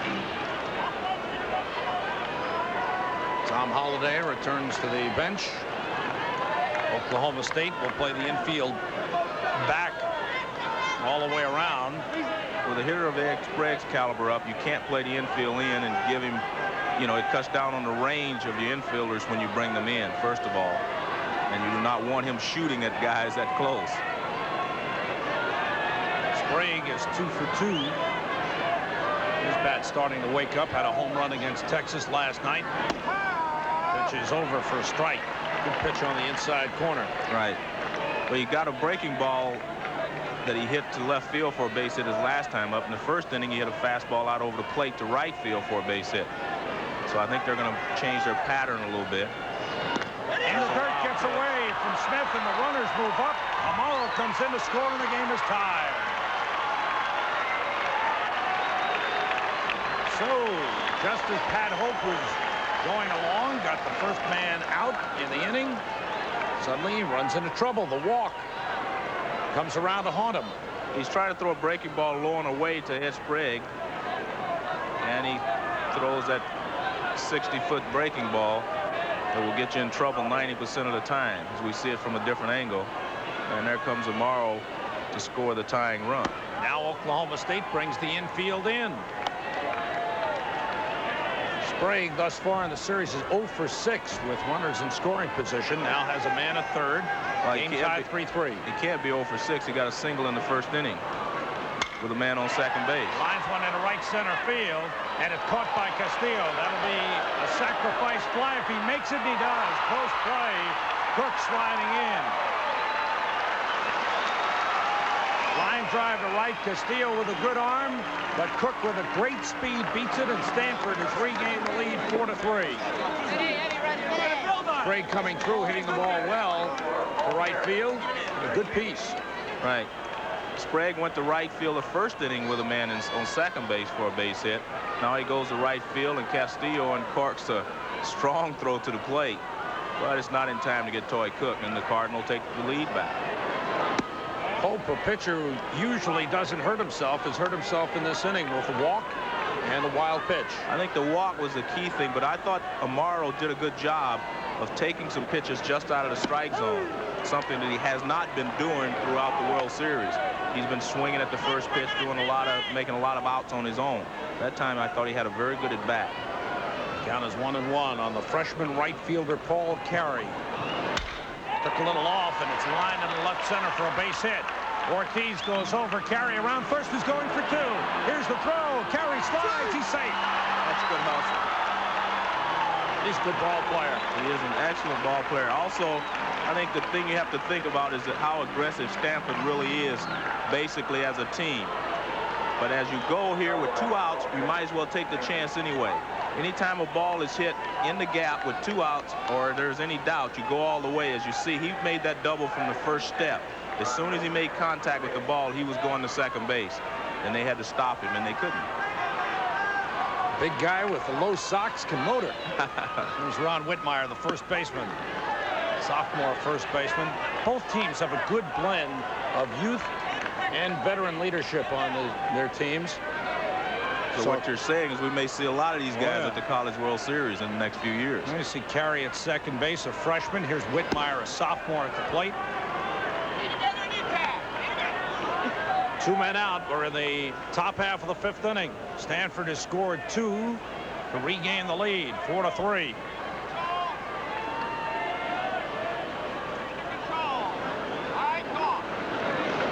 Changeup for a strike. Hope has thrown more changeups in this ball game than he did the entire ball game the first time. Maybe he feels that he's getting a little tired, because that's the first sign, as far as I'm concerned, of a guy getting tired. He wants to throw some off-speed pitches to change what he's been successful with. Trying to set him up for the fastball and just missed. Hope was 3 steps toward the dugout. Well, the reason he was toward the dugout is because he thought that he'd been calling that pitch a strike all evening. Count is 2-2 with 2 men out. 2 runs in, a runner at second for Stanford. Breaking pitch, looped into left field over the head of Ventura, base hit. Carey will score. Whitmire's on his way to second. He'll be in with a double. Stanford leads 5-3. Both teams coming through with 2 men out. Back-to-back doubles by Carey and Whitmire. And there's no doubt the way that Paul Curry hustled into a double the other ball made it possible for him to be able to score on this base hit. And Whitmire gets a double, and the Cardinal is rolling. I keep fighting the tendency to call them the Cardinals. That's right. Plural, but their nickname is singular. Here's David Esker, who has been very, very tough with runners in scoring position. Had an RBI single back in the first inning. In the dirt, gets away from Adam Smith, the catcher. Whitmire moves to third.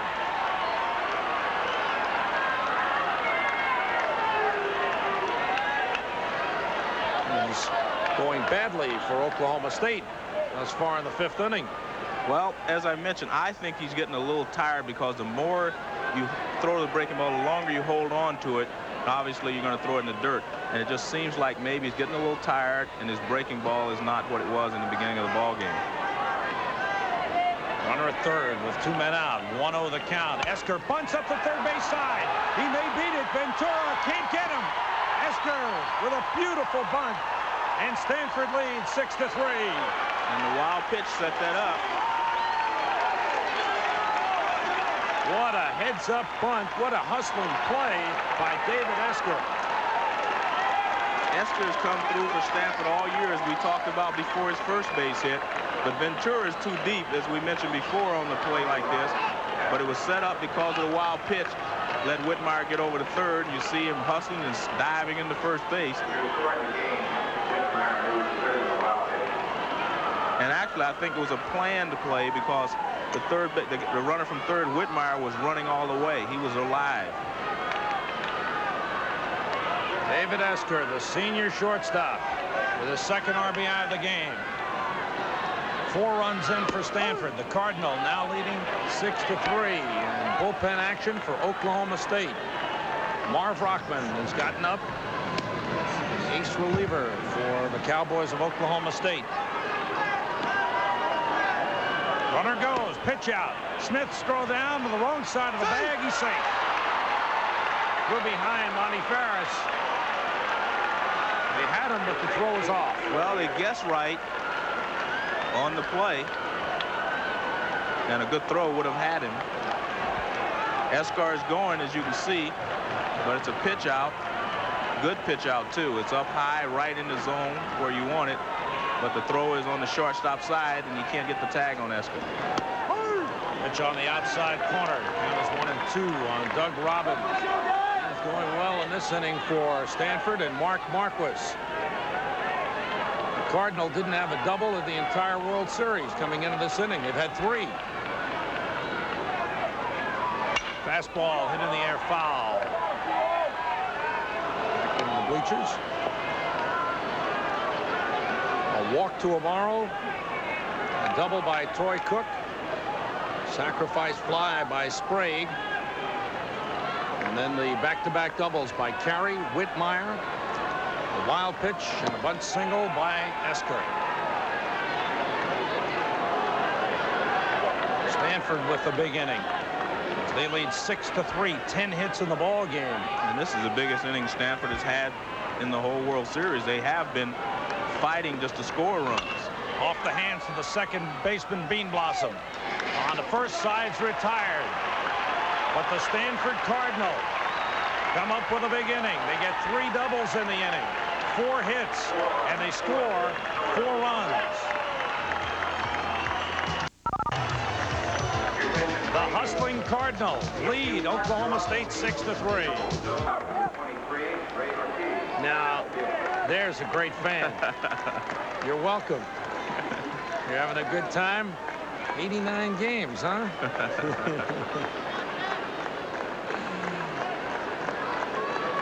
Stanford struggled offensively in the beginning of this College World Series. Even though they were winning with their pitchers, Plemmel and also Jack McDowell. And tonight is the second night that they've gotten 10 hits. They got 10 hits against Texas, so they've come from behind and got 10 hits again tonight. So their bats are coming alive at the exact right moment. This is a team that can fight from behind and can hurt you with the bats.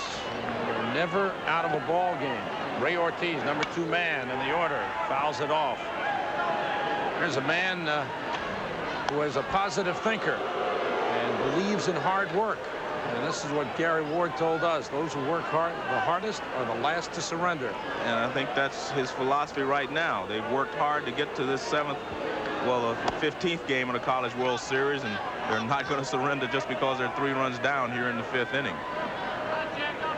Ortiz 1 for 2 in the ball game. Had a single back in the 1st inning. The left side backhanded by Esker. The long throw not in time. Ortiz hustling down. Again, a good pitch by McDowell. And he's penalized for making a good pitch because he gets the fastball in on Ortiz, and there's nothing Ortiz can do with it, but with the bat, aluminum bat, flips the ball deep shortstop. Nice play by Esker, but it's just too far to throw with a left-handed hitter at the plate. Jack McDowell, when he starts working on some wood bats, he's going to cost some bat companies a lot of money. Here's Robin Ventura. He's gotten hit his bat alive. This man has had base hits in 68 of the 72 games for Oklahoma State this year. Hit deep to right center field. Way back there. Carey going back. It's one bounce against the wall. Ortiz on his way to 3rd. Ortiz is held up. It's a double by Ventura. And Oklahoma State coming right back. 3rd hit of the ball game by Robin Ventura. He is such a smart hitter that, you know, there's not a lot that I guess Jack McDowell can do except stay with one pitch and try to put it in a zone. He hit a breaking ball last time, so he knows Jack's going to come back with the fastball. And the fastball on the inside part of the plate is what Jack has had success with. So Ventura, being the smart hitter, looks for it and drives it up the gap in right center. And now Stanford gets its bullpen ace up. Steve Chitrin starts loosening in a hurry with nobody out in the bottom half of the 5th inning. Oklahoma State trailing 6-3. They've got runners at 2nd and 3rd with nobody out. And the cleanup man, Jim Eflin, steps in. Stanford's definitely going to play the infield back because the 2 runs really was still giving them a 1-run lead. Line in left field. Amaro going over, makes the catch. Ortiz tags at 3rd, heads for the plate, and scores. And they got Ventura off 2nd. He's run down, and Carey dives and tags him out. Ventura thought the throw was going through to the plate. He had tagged at 2nd. Bad play by Robin Ventura, getting caught off 2nd. Especially when you're not the tying run. But here again, overlooked again, is the play that Amaro makes in left field. This is not an easy play. He's shown me that he's a good left fielder, a good outfielder. Watch, he makes the play on the run. Now he makes an accurate throw. It's down low so it can be cut off. You see Ed Sprague cuts it off. Now he has Ventura hung up. And the throw to 2nd base, and Carey says, I'm not going to throw it. I'll outrun this 3rd baseman. That's where these 2nd basemen are, though. But actually, you have to understand, if Amaro doesn't make an accurate throw, then it's a good play by Ventura. Give Eflin an RBI, his 87th of the season on the sacrifice fly, but now Oklahoma State has been taken out of a big inning. Change-up on the outside corner. Jimmy Barrigan, the 1st baseman. 9 hits in the World Series. Barrigan has one thing in mind. With 2 outs and no 1 on, he's trying to get a ball that he can drive. Pitch all the way back to the screen. Slipped out of the hands of Jack McDowell. On the previous pitch, he threw the first changeup of the ball game that he was throwing, and it was an excellent changeup over the outside corner to Barrigan. 2 men out. Stanford leading 6-4 in the bottom half of the 5th inning. That's a breaking ball over.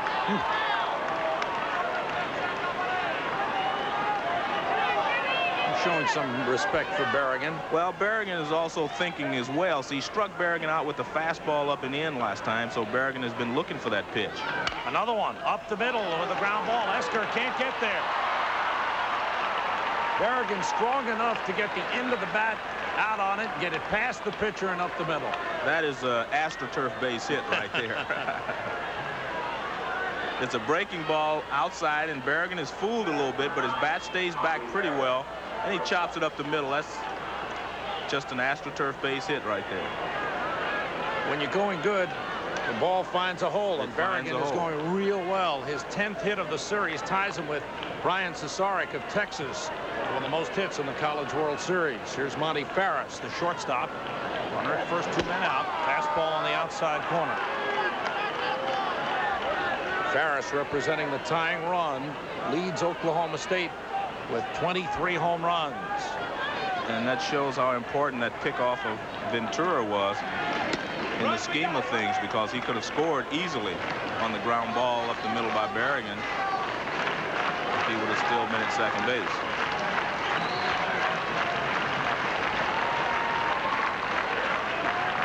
Curveball. Good pitch. Ferris had no shot on it. But the one thing that Ferris does, he's 0-2 now. He will not chase that pitch again. He's shown us throughout the World Series, as you mentioned, you get behind 0-2, you have to make another good pitch. I'm not saying he won't strike out, but he will not chase the breaking ball outside of the strike zone like he did there.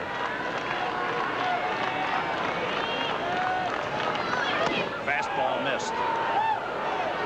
Boy, McDowell sets up the hitter so very well. I tell you, it makes my job easy because I can see exactly what he's trying to do, and he's doing it. He's doing a good job of it, but he's really been unfortunate that they have 11 hits off of him, because I guarantee you about 6 of those hits shouldn't have been base hits. Fastball struck him out. McDowell still throwing hard. Oklahoma State got the first 2 men on, second and third, but they settled for only 1 run. Ventura got a double, got caught off second on the sacrifice fly by Jimmy Iflin. We go to the top half of the 6th inning.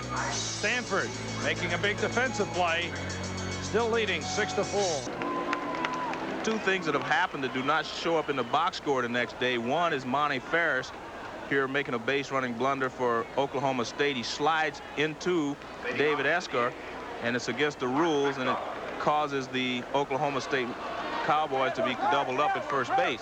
And the next pitch, Benny Castillo hit a home run, and here Ventura is picked off second base on the play cut off by Ed Sprague. And the next hitter, Jimmy Berrigan, singles to center field. So they've cost themselves at least 2 runs by bad base running plays. And they're down by 2 to the 6th inning. Mark Mactoff, the designated hitter, lines it into center for a base hit. That's the 11th hit of the ball game for Stanford. Each team with 11 hits. Tim Brando is alongside the Oklahoma State dugout. What's going on with the pitching staff, Tim? Well, right now, the reason Hope is still out there is because they don't want to bring Rockman up against the left-handed hitters. Tom Holliday right now has Gardella warming up in the bullpen, the left-hander. Also Hudson. Rockman, of course, is the man they want to bring in. They don't want the submarine baller, though, throwing to the left-hand hitters, which are on the way with Carey, Amaro, and company. So once we get beyond the left-hand hitters, then you can look for Marv Rockman coming to the hill. Number 9 man Frank Carey squares and takes a strike. And we're charging from first and third. Ventura from third, Berrigan from first. Mactoff at first is a good base runner. Right. Ventura will be charging in, and so will Berrigan. But actually, the easiest pitch to bunt is a low curveball, and that's what that was. The toughest pitch to bunt is the high fastball. Carey ready to swing away, takes high from Pat Hope. 6-4, Stanford leading Oklahoma State in the national championship game. This is Frank Carey, a sophomore from the San Diego area, El Cajon, California. Low and inside. Well, the bunt has been taken off here. Well, here's a perfect hit and run situation, because one thing that Pat Hope does is he stays around the plate. So he's a good guy to hit and run off of. He'll get a decent pitch that he can swing at. Carey will, in case they want to start Mactoff. Mactoff with a good lead. The pitch is hit foul, and it's 2-2. Carey, the number 9 man in the order. He and Bean Blossom are rather similar. They both pretty good fielders. They're underclassmen at a sophomore for Carey, a freshman for Bean Blossom. Both have a little pop in their bats. Pretty good number 9 men. Breaking ball on the ground, foul.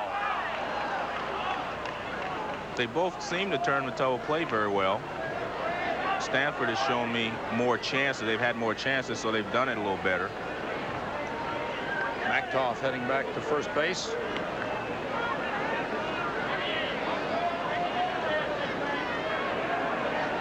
2-2 with nobody out. Top half of the 6th. Stanford leading 6-4. Fastball on the inside corner, struck him out. 3rd strikeout for the right-hander Pat Hope. Once you throw a guy a couple of breaking balls, unconsciously he starts to look for it. And then you fire the fastball on the inside corner, and there's no way he can pull the trigger. As I said earlier, you have to look for the fastball and adjust to the breaking ball because you have more time. If you look for the breaking ball and he throws a fastball, there's no way you can get around on it. 1 man out, still a runner at first. Top of the order, Ruben Amaro. Pitch out, nothing going on for Stanford. Amaro may have had the key at bat in the rally last inning for Stanford. With 1 man out, he worked a walk off of Pat Hope, and then things opened up. Cook followed with a double, a sacrifice fly, 2 more doubles, a wild pitch, and a squeeze bunt. And Amaro, as we had talked before, Sam, is a type of hitter. He's so aggressive that sometimes he gets himself out. And the time before that, he swung a low pitch and grounded to second base because he wasn't patient. The last at bat, he was very patient. Down low, 3-0. See, he's been swinging at that pitch the entire World Series. Now he's becoming a little more patient, and he's not getting himself out. He's making the pitcher get him out. And so far, the last 2 at bats, he hasn't been able to do that. It's quiet in the Oklahoma State dugout, except for Gary Ward. Fastball for a strike. 3-1. But the thing you pointed out too, Joe, is even if a guy is struggling at the bat, and Amaro in the World Series has not had a good series, he's doing the job in the field. Exactly. He does the job helping his team by drawing the walk last inning. An important at bat. 3-1 pitch. Just got a piece. Foul tipped off the hand of the catcher, Adam Smith. And he's got to shake it off. Amaro with the count full now.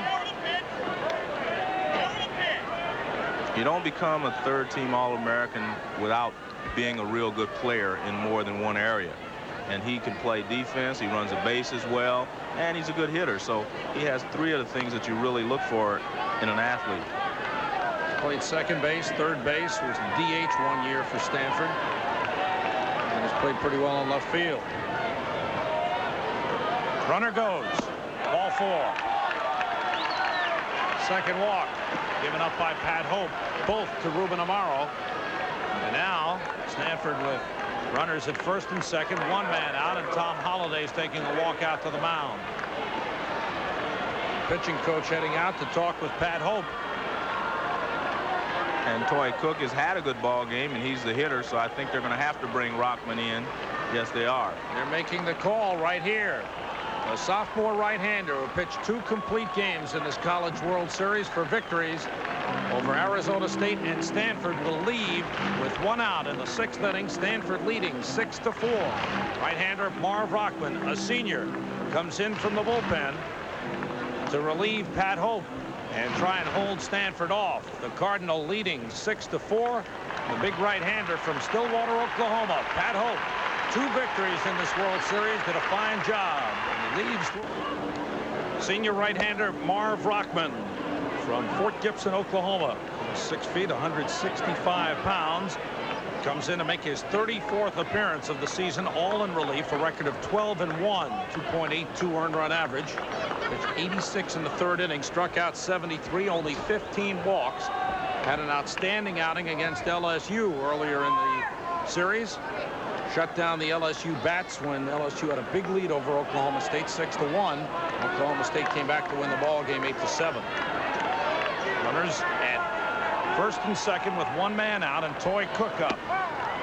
Takes a strike. Rockman, a sidearmer, submariner. Tough on right-handed batters, but there are lefties up ahead after Cook and Sprague. Breaking pitch. Not go around. Pitch missed the outside corner. Count is 1-1. The one thing you have to do as a right-handed hitter is really concentrate on seeing the ball out of his hand and trying to drive everything right back up the middle. On the ground is short. Ferris to Bean Blossom 1. On to first. Safe. I don't know if Bean Blossom's ever going to touch second base. Maybe he'll touch it on his way back to Oklahoma. But Cook, with blazing speed, is really a tough man to double. Cook chops the ball to shortstop Monty Ferris. He makes the play here. Well, he was on the bag that time, finally. Now, if he froze that, we would have seen that left foot on the bag. Yes. Backed off. Right. Now, here's Ed Sprague. He's been tough tonight. And, in fact, has had 4 hits in his last 7 at-bats. Big RBI man for Stanford. Had a sacrifice fly his last time up. Runners at first and third, 2 men out. Goes after pitch. Sweeping outside. Now, Cook, definitely a threat to run at first base, did not go on that first pitch. Well, one thing about Ed Sprague there, even though he swung and missed it, he was going out over the plate after the pitch. He was not bailing on the pitch. He wasn't stepping in the bucket, as we used to say a lot of years ago. He went into the pitch. If that pitch would have been a strike, I think he would have handled it very well. Cook, when he singled in the first inning, ran on the first pitch and stole second. But I don't think he'll run here until Sprague gets 2 strikes. Fake of the pickoff play, which 98% of the time they don't use, nor does it work. Cook back. I think he will. If Sprague gets 2 strikes on him, I think he'll go. But I think Marquis wanted to make sure he gave Sprague a chance to drive these runs in. Cook having such great speed and almost a sure shot to make it. Why not put runners at second and third with Sprague up? Well, a lot of times guys running bother the hitter. You know, it breaks his concentration sometimes. I don't know if it's that way with Sprague. He's going, and he's got it stolen standing up. No throw down. 2 stolen bases in the game for Toy Cook, 5 for the series. He stole 3 in a 6-1 win over Texas. The thing that has happened here is Rockman has not thrown the breaking ball for a strike, and Sprague has chased it. 0-2 to Sprague. Came from 3/4 and missed outside. I think if he throws the breaking ball for a strike, I think he can handle it. But the toughest thing to do is lay off that breaking ball outside of the strike zone when a guy has an unorthodox delivery. 1-2 to Ed Sprague with 2 men out. Got him. Big pitch. That's Rockman's strength going against the right-handed hitters. He came on with 2 men on, and he worked out of it. Good job by Marv Rockman. We go to the bottom of the 6th. ESPN's live presentation of the 1987 NCAA College World Series is being brought to you by Diet Coke. You're going to drink it just for the taste of it. And by Mercury, the makers of the all-new Mercury Tracer. Mercury, the shape you want to be in. Good ball game for the national championship. Stanford and Oklahoma State. Stanford leading it 6-4 as we go to the bottom half of the 6th inning. And a big pitching job done by Marv Rockman. First and second. Nobody, rather 1 out, gets the force out at second, and then strikes out Ed Sprague. Well, all the pitching performances from this point on for Oklahoma State will be crucial because they don't have the depth that Stanford has. If Jack McDowell can give them 1, possibly 2 more innings, I think Stanford will be in the driver's seat. Adam Smith loops it into left center field. Here comes Toy Cook. What a catch! Tremendous speed of Toy Cook robs Adam Smith. Great catch by Toy Cook.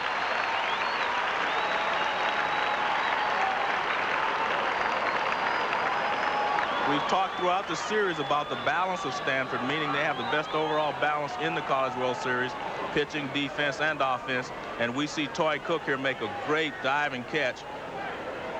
Great catch. New Orleans Saints will be seeing that pretty soon, maybe, intercepting a pass. I don't know, the way he plays baseball, you might think about him if he concentrates on baseball. 1 man out, bottom of the 6th. Here's Benny Castillo. He homered his last time up. Curveball stays inside. He got a fastball against McDowell last time. With 2 men out and nobody on, the bottom of the 4th. Castillo homer, then Beanblossom homer. It wasn't just a fastball, but it was a fastball on the inner half of the plate. And that's the pitch that he looks like he can handle. When he gets the fastball away, as he did there, he doesn't pose any threat to it. All-American Jack McDowell has done a good job pitching with 1 out here in the bottom of the 6th. Third ball is over. Sixth inning has been a good one in the series for Oklahoma State. They've scored 12 runs, including that 6-run sixth against Stanford back in the game Thursday night. And make no mistake about it, Jack McDowell remembers that. Fastball struck him out. 6 strikeouts for the big right-hander Jack McDowell. With 2 strikes, when he goes with the fastball right there, there's not much you can do with it. He was looking for a breaking ball because he hit a home run last time off the fastball, so McDowell gives him an even better fastball this time. 2 up, 2 down in the bottom half of the 6th, and the number 9 man, Brad Beanblossom. And a home run last time up over the left field fence. He's hitting .500 in the series. 8 for 16. And he's had a triple and a home run off Jack McDowell, but both on high fastballs. And Jack starts him off with a breaking ball, but I think he just has to throw his fastball and keep it down. Right there. 1-1. We're in the 6th inning, and I think this is the time that Jack needs to just say, hey, I'm going to reach back and try to make the pitches toward the outside corner, not necessarily on the corner, but toward the corner. Keep my fastball down to the high ball hitters, get it up on the low ball hitters, and go get them. And if he gets in trouble, they've got Steve Chitchen behind him.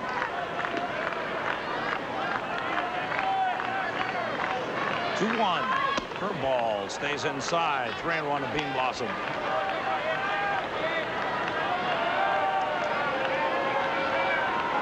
Beanblossom, tough man at the plate. He's had an outstanding year with a bat. Fastball just missed outside. A 2-out walk to Brad Beanblossom. Ooh, McDowell upset with that call. Well, it's a high fastball. Beanblossom would have swung it if it was over the plate, but it's high toward the outside part of the plate. Not too high. Well, I didn't think it was, but I'm not umpiring. That's the look from Kim Elston's camera on the first base side. Just another, I see a lot of kids here that I worked with when I first started playing baseball. Kim, of course, his father Gene was a radio announcer for the Houston Astros when I started out, and I've known Kim since he was a toddler too. He's still a toddler. Yeah. Bottom half of the 6th inning. 2 men out, runner at first. Good speed for Oklahoma State. Anthony Blackman, the center fielder, is up. Blackman had a base hit his last time up. He's got some power. It's in the dirt, gets away from Robbins.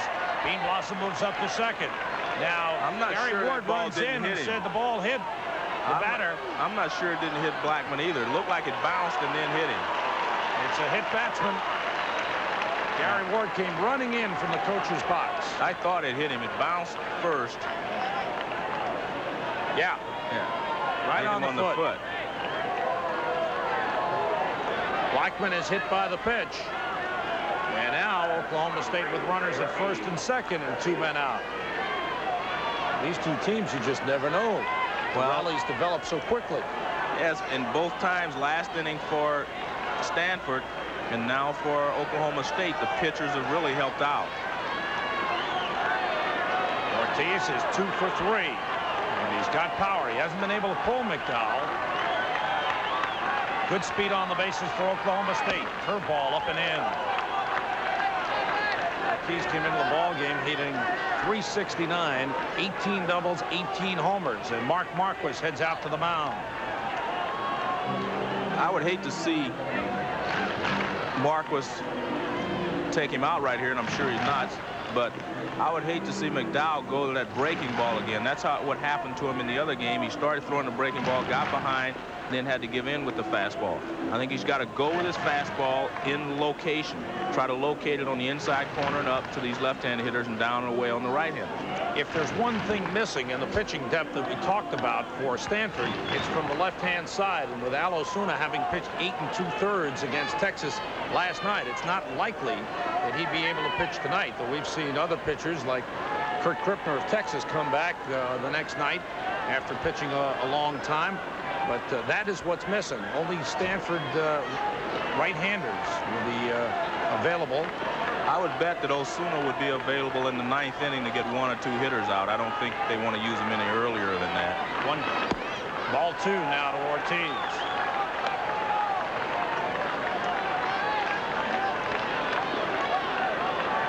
McDowell starting to struggle a little bit after getting the first 2 men out. Bean Blossom worked the walk, and then he hit Blackman. Inside, 3-0 to Ortiz. Well, we got Ventura, 3 for 3 on deck, the best hitter on the ball club, perhaps the best hitter in college baseball.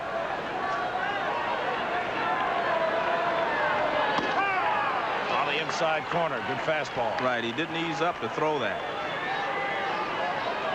And he can't ease up here. If he gives him the fastball, he's going to have to let it go. 3-1 on Ray Ortiz. Hit high in the air in the infield. Frank Carey, the second baseman, makes the call. And he's out of the inning. Jack McDowell's mom says, "Yes, sir, that's my boy, Jack." He did the job, and Toy Cook helped Jack McDowell with a fine running catch in left center field. Go to the 7th inning of the championship game, and Stanford with some fine defensive play, leading Oklahoma State 6-4. When Terry Francona first attended the University of Arizona, he was best known as the son of former major leaguer Tito Francona. But in the 1980 College World Series, he made a name for himself with an MVP performance. His biggest night came in Game 13 when he went 5 for 5 to lead the Wildcats' drive to the championship.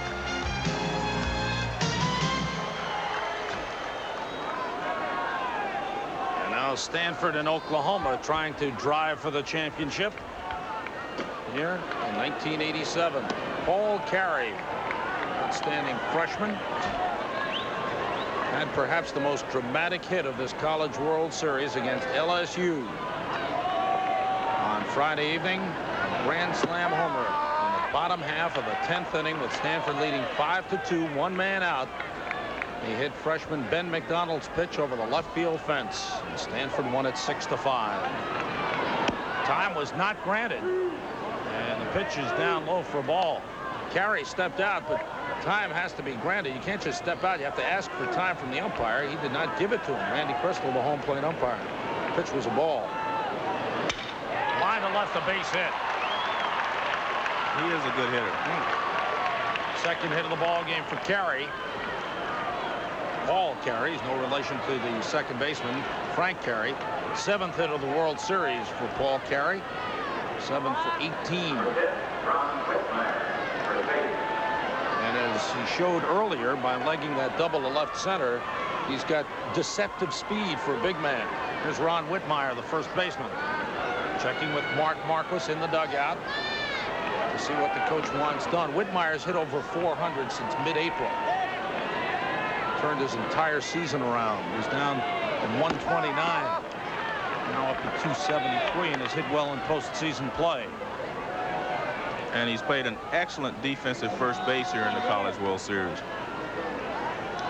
Rockman would like desperately to get past Whitmire without any damage being done because the right-handers are coming up after that. Close play at first. Carey is back. There's no doubt that Rockman would be more effective against right-handed hitters than he is the lefters, but it's not that easy from the left side either, because he's got the ball dipping. He throws a good sinker, and it doesn't matter what position you throw it from. If you can get that sinker in the right location, it's going to be effective. Senior right-hander Marv Rockman.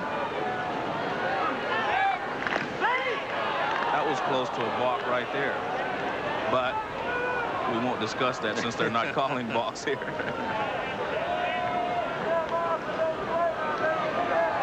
Carey with a good lead. Pitch is inside. Count is 1-1.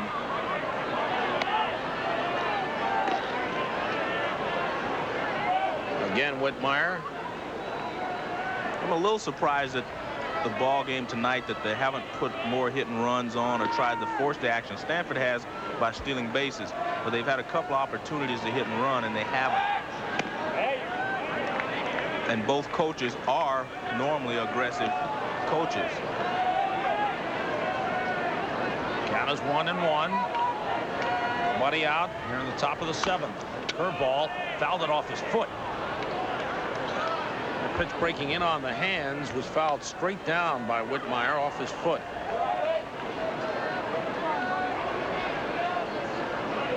And trying to walk it off. Count of 1-2. Mark Marquis will check to make sure Whitmire is okay.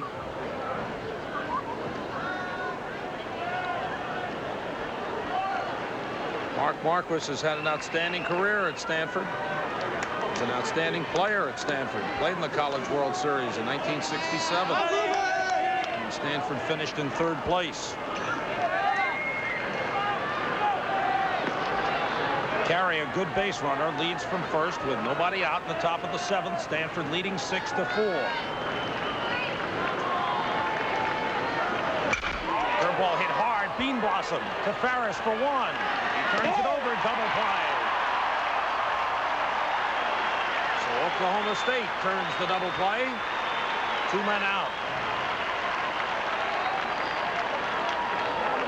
Good pitch by Rockman to get him to hit it on the ground. Hit right at the second baseman. Well, Whitmire really nails this ball. It's a good play by Bean Blossom. The ball came up on him, but he was in front of it. He showed good hands there. And Ferris turns it over. But even with how hard the ball was hit, Whitmire almost made it there. And there's one of the clutch men in the College World Series for Stanford, David Esker. Senior shortstop, 2 for 3 in the ball game. Driven in 2 runs, had an RBI single in the 1st, and then a squeezed bunt single in the 5th. Runner in 3rd and 2 men out.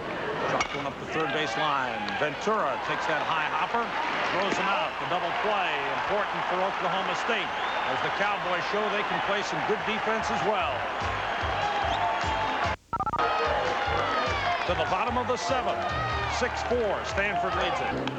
The All-American right-hander, Jack McDowell, pitching in probably his last collegiate game. The 5th player chosen in the Major League draft is likely to leave Stanford after this his junior year and go on to the Chicago White Sox. And this is what he's done in this ball game. He's thrown hard. And he's thrown strikes. I think that's the key.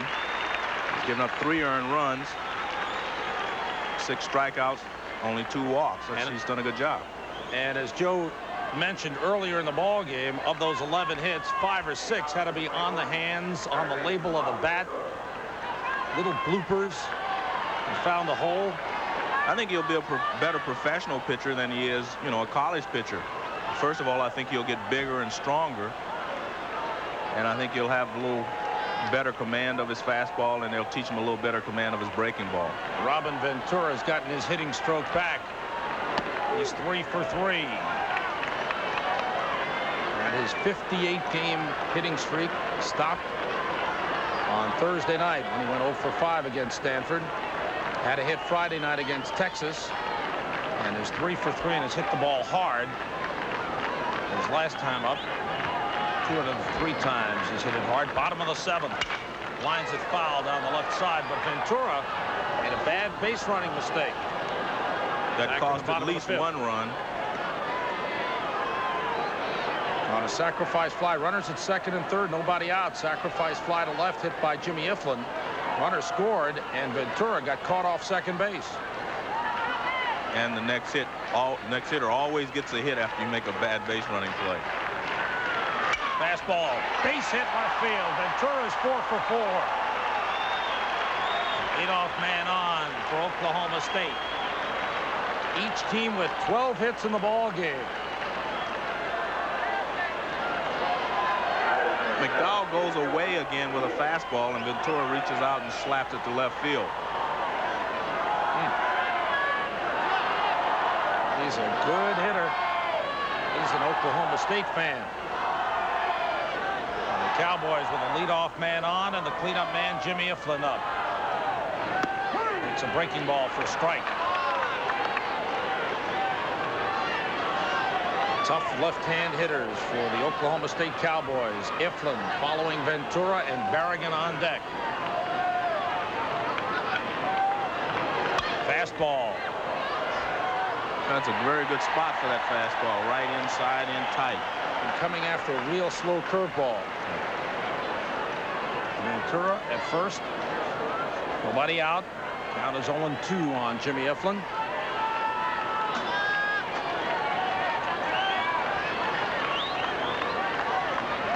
Curveball foul.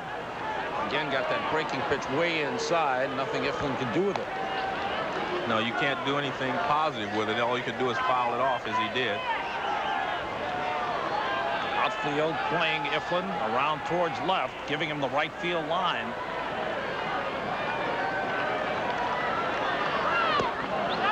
Breaking pitches down low. 1 ball, 2 strikes. Stanford infield looking for 2. And Eflin does not have much speed. If he hits the ball on the ground, there's a good chance he'll turn the double play.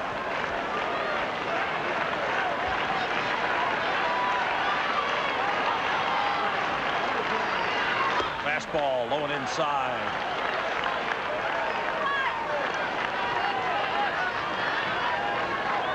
Bottom half of the 7th inning. With the national championship on the line.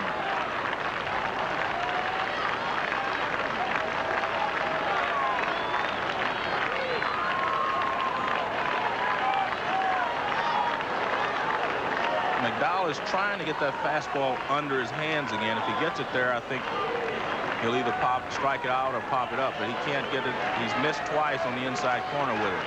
He's going to try one more time in there. Right there. It's a good spot for it.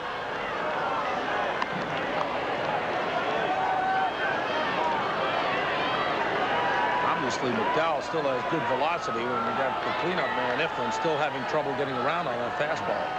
And he gets it in a good spot.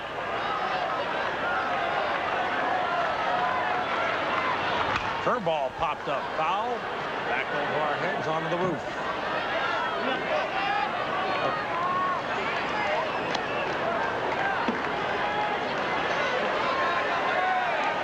Crowd of over 14,000 here for the championship game, and for the College World Series, a new series attendance record.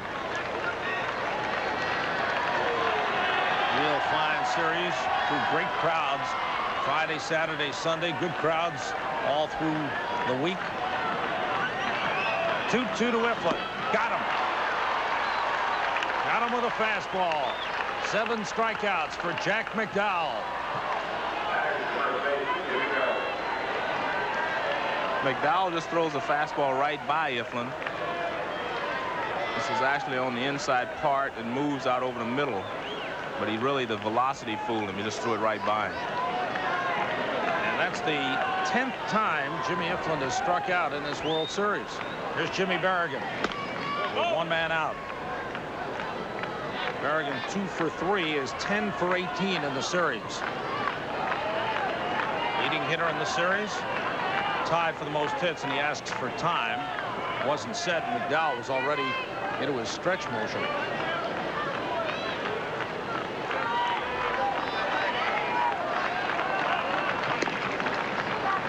Make it 9 times Eflin has struck out, once in this ball game. He's 0 for 3 with a sacrifice fly. Not producing behind Ventura. Breaking pitch inside. I would not want to mess around with the breaking ball inside too much with Berrigan in this situation, because 2 things can happen. One, he can hit the ground ball in the hole between first and second. The other is he can hit it a long way. It's right hard to Whitmire, to Esker for 1, to first. They turn the 3-6 double play. Whitmire does it again. It was hit hard, but right at the first baseman. Another double play for the Stanford Cardinal.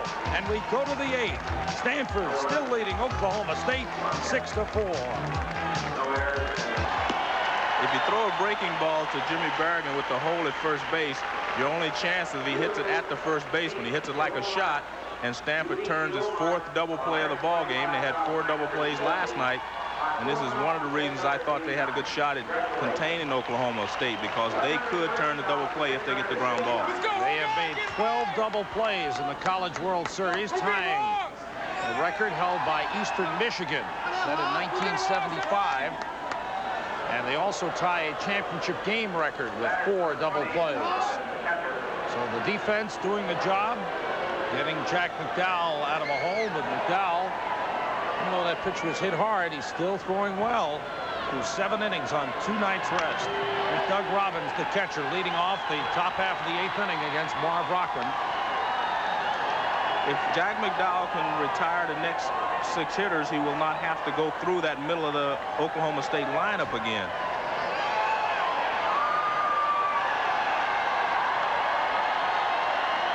Breaking pitch stays inside. Top half of the 8th inning as the wave goes around Rosenblatt Stadium. Fans are having a great time. I don't know if Doug Robbins appreciates the wave going around while he's up at bat. It's 1-2. When you speak of the Stanford Cardinal tying a double play record, I got a note today that Donald Gillette from Pan American stole 107 bases this year to set an NCAA single season record. He was only caught 16 times. Pretty good speed. Robbins is called out on strikes on that sidearm curveball from Marv Rockman. 3rd strikeout for Rockman. Oklahoma State has 2 right-handers, Jimmy Long and Steve Lindhart. Long was a starter against LSU and did not pitch effectively. He was one of the mainstays of the staff throughout the season, but hasn't seen much action here in the College World Series. Here's Mark Machtolf, the DH. Senior with a couple of base hits tonight. He's really responded for Mark Marquis. That ball fouled at the plate and off Machtolf's foot in the batter's box. 1 man out. We're in the top half of the 8th inning. Stanford leading 6-4. Stanford got 2 runs in the top half of the 1st inning. Oklahoma State got a run back, bottom of the 3rd. Back-to-back home runs by the numbers 8 and 9 hitters in the order. Castillo and Bean Blossom got Oklahoma State in front 3-2, end of 4. Then Stanford got 4 in the 5th. Oklahoma State got a run back, bottom of the 5th. That's where we stand. Jack McDowell, the All-American right-hander, has gone all the way for Stanford. Pat Hope, who started for Oklahoma State, went 5 1/3 innings. Marv Rockman has done the job in relief. Hope gave up 6 runs. All of them earned 11 hits, walked 2 and struck out 3. And Stanford had much more success against him tonight than they did on Thursday night, when he allowed them only 2 runs and 7 hits. 1-2, sweeping curveball is outside. That's the pitch you have to lay off of if you're a right-handed hitter against Rockman. And he throws a lot of them. He gets it out there, he starts it over the outside part of the plate, and it breaks off. And really, there's nothing you can do with it. Missed outside. It's full on Robbins. Excuse me, that's Machtolf, the DH. Robbins, the previous hitter. And 2 things. Sorry, Sam, go ahead. 2 things happened to Rockman this season. He got better control. He misses this time and goes back. He walks Machtolf. His control improved, and he's also gotten left-handed hitters out better than he's done in previous years. I was going to mention that this is a key pitch for him, because if he ends up walking a guy, he's got a couple of left-handed hitters coming up, and then he'll be into the better hitters in the Stanford lineup. 1 man out and a runner at first. Frank Carey, the sophomore second baseman, steps in. He's had a good series. Runner goes. Pitch is hit in the air. Deep right field. Way back there. Castillo goes back. He's there. Makes the catch. Machtolf has to retrace his steps. Here comes the throw back to the infield, and he's back there. Not a good relay from the outfield. Otherwise, they might have had a shot at Machtolf. He had rounded second base by at least 6 or 7 steps. He did a good job of getting a good jump on it, but once he saw Castillo turn around and start to settle on it, he should have retraced his steps a little bit. See, Castillo right here, he knows he has it. You see him slowing down and waiting for it. But it's a good base running play, because it was a hit and run, and you have to go. And as you see him, he retouches the bag, and you have to retouch second base after the catch. You can't retouch it before the catch. Two men out, and here is Ruben Amaro with McDowell back at first and breathing deeply.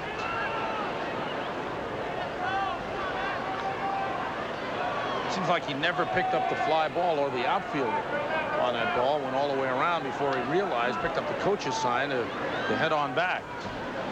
Morrow goes to left field with it down the line, slicing, and just foul. That was a close play there. That would have scored McDowell from first base.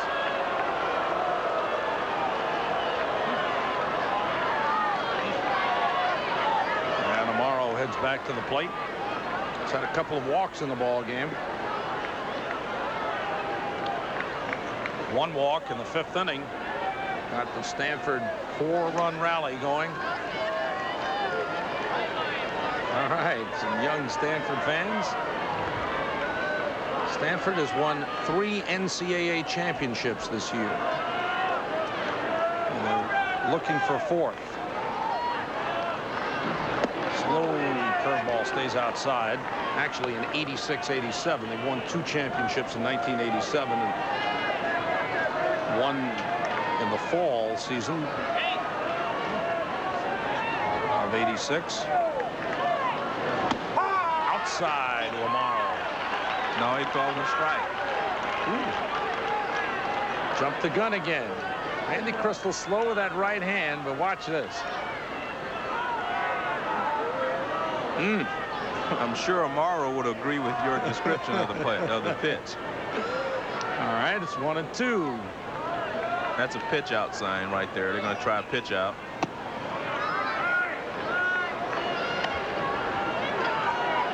McDowell had been running earlier.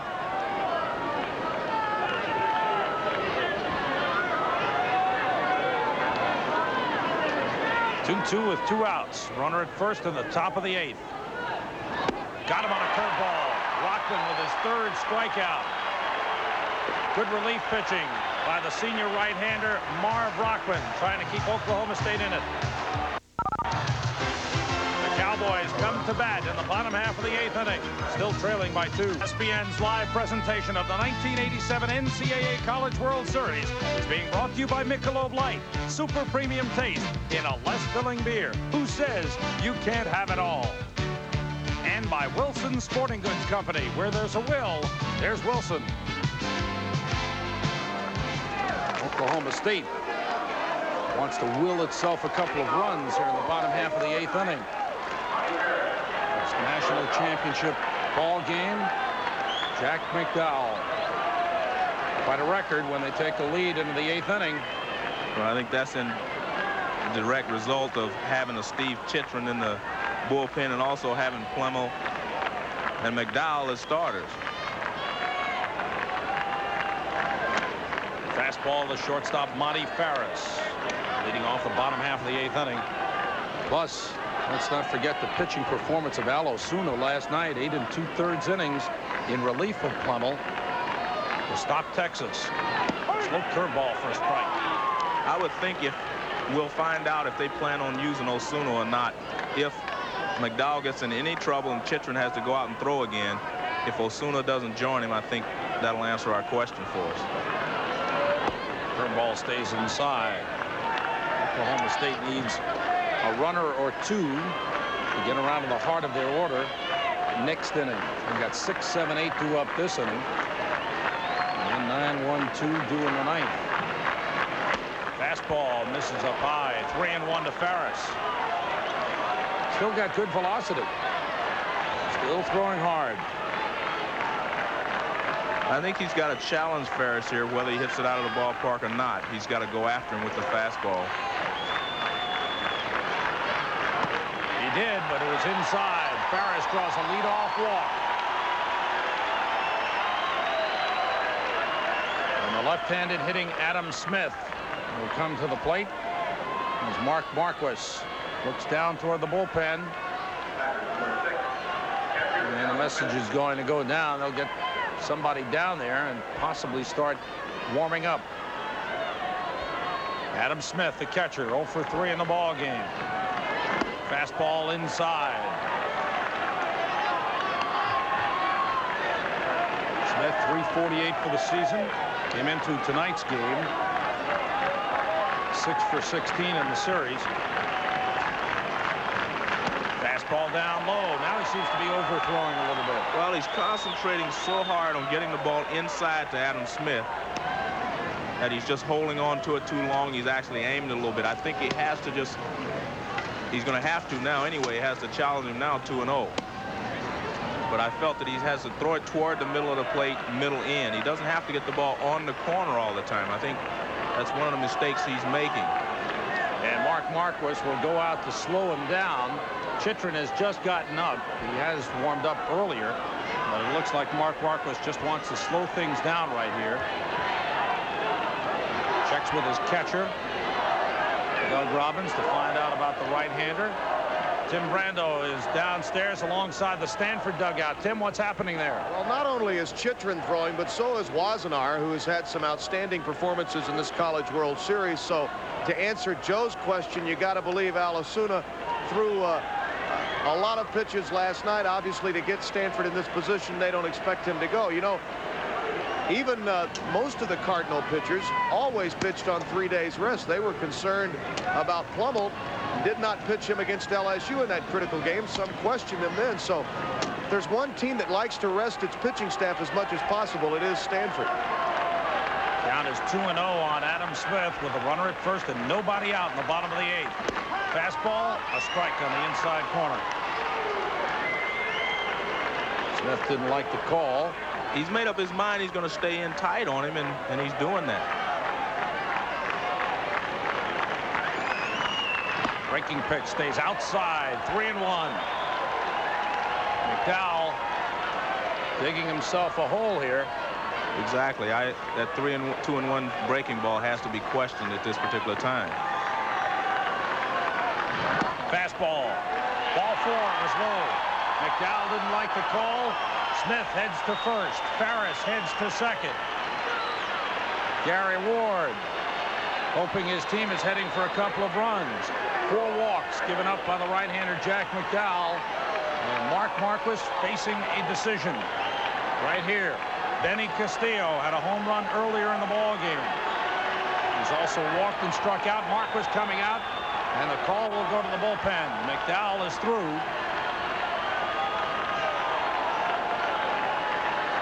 He wants Steve Chitrin. Chitrin will get the call.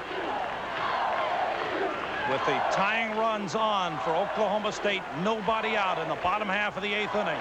Stanford leading 6-4. The ace of the Stanford bullpen, Steve Chitrin, trots in, and the ace of the staff, Jack McDowell, trots off. A great ball game for McDowell. Right-hander Steve Chitrin comes on in relief for Stanford with nobody out here in the bottom half of the 8th inning. His 31st appearance of the season, 26th in relief. He was a starter early in the year. He has a record of 8-3 and has 12 saves, 59 strikeouts, and 71 in the 3rd innings, 37 hits, 34 walks. And he's a hard thrower as well. He's had good control. This is his 2nd appearance of the College World Series. He pitched 3 2/3 in relief of McDowell in Game 4 of the College World Series against Georgia. Georgia and Arizona State are 2 of the forgotten teams in this series. They went out early, but 2 fine teams. Georgia lost 2 one-run ball games. Well, there have been a lot of teams, you know, Florida State lost extra inning ball games a couple of times. So it's been a very close, well-played World Series. Now, Benny Castillo to face Steve Chitrin. Gary Ward flashing signs. Stanford in bunt defense position. Whitmire charging from first. It's bunted up the first base side. Whitmire lets it roll foul. Nothing he could do about it. He had no plays on the bases. And let it spin foul. Actually, if he would have reached for that ball, he might have gotten an interference call because Castillo ran right over the ball. And the runner has to move out of the way to let the fielder, you know, give him a chance to field the ball. See, right here, if he just actually steps over there and touches him, it could be called interference. 2 men on for Oklahoma State, on via walks. Doug Robbins stepping out from behind the plate. Calling a defensive signal. Whitmire creeping in from first base, looking for the bunt. Fake pickoff play.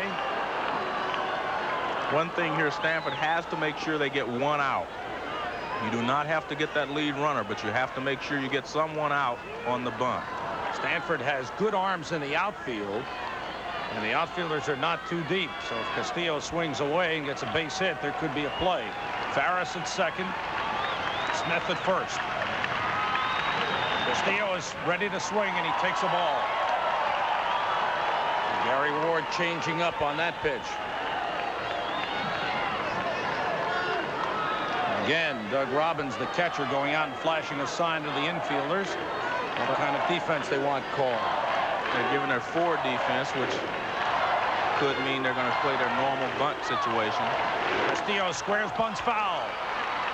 That was a good breaking ball.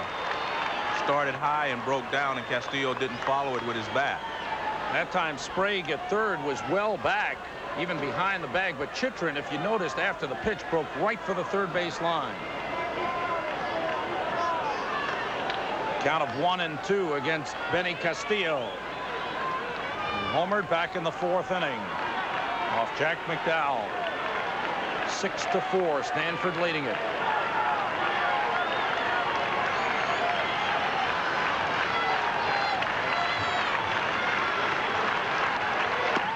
Came over the top with that pitch. It was low inside. It's 2-2.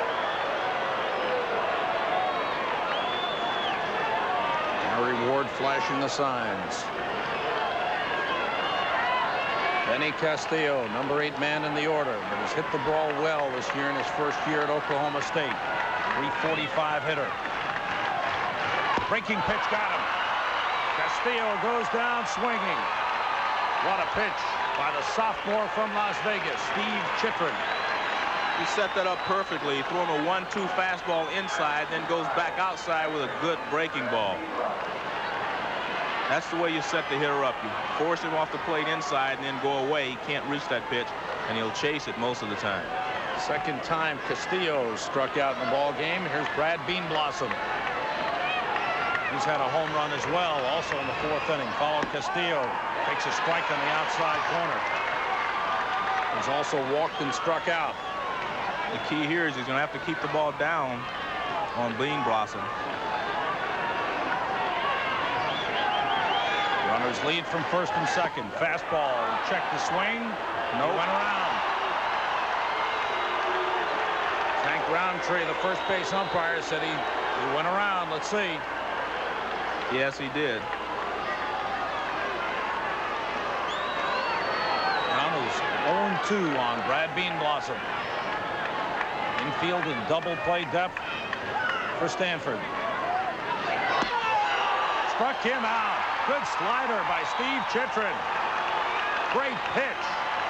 That was a breaking ball that started on the inside and froze Beanblossom and broke over the plate. He had thrown the first two outside, and Beanblossom steps in. As you see now, he freezes because it started on the inside part of the plate, and it's strike 3. 2 men out. So Chitrin has come on and struck out Castillo and Beanblossom. And here's Anthony Blackman. 1 for 3 in the ball game. He's also hit by a pitch. Blackman has some power. Dangerous man at the plate. 14 home runs this season. A .385 hitter coming in. Fastball inside. Chitrin is very quick on that delivery. And he steps toward the third base line and throws across his body a little bit, which gives him that crossfire on the right-hander, makes it a little tougher to pick up the pitch as well. Stanford leading 6-4, 2 on and 2 out for Oklahoma State, bottom of the 8th. Took a little off that pitch. Ball strike. Got the breaking ball over. Count is 1-1. Here's a breaking ball he throws. Blackman dropped in. Yeah, Blackman tried to duck under the pitch, which makes it look like it might have been high. But with his normal batting stance, that is a strike.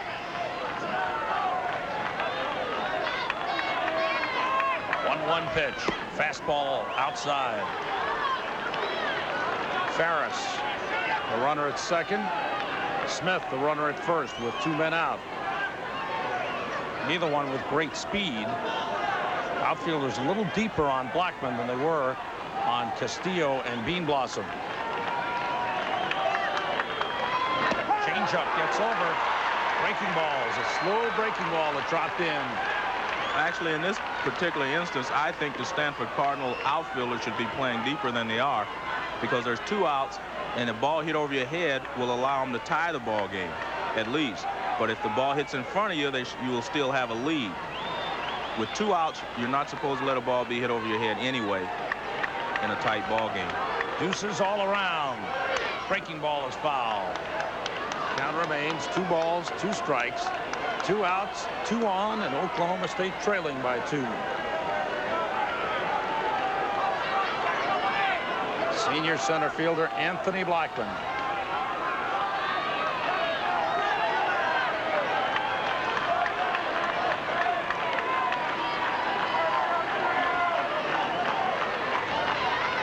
Inside. Did it hit him? Yes, he did. It brushed his leg. Blackman made no move to get out of the way, but it brushed his leg, and he's hit by the pitch, and the bases are loaded. And that's something we've seen from Blackman a couple of times in this series. See, steps right in. His front foot is in the strike zone almost. See, steps toward the plate. A tough one, but Randy Crystal, the home plate umpire, made the call.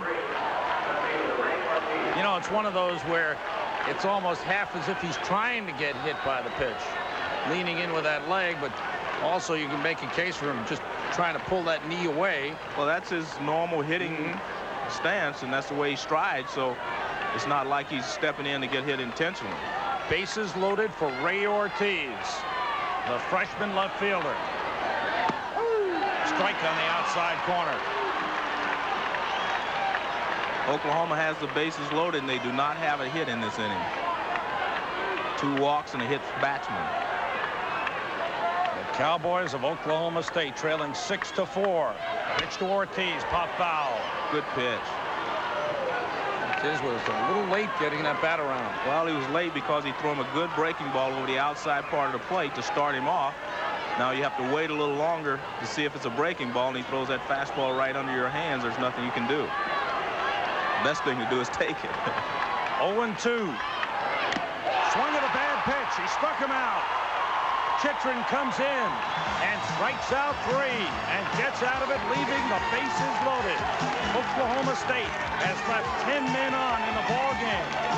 Chitrin does the job as he gets Ortiz swinging.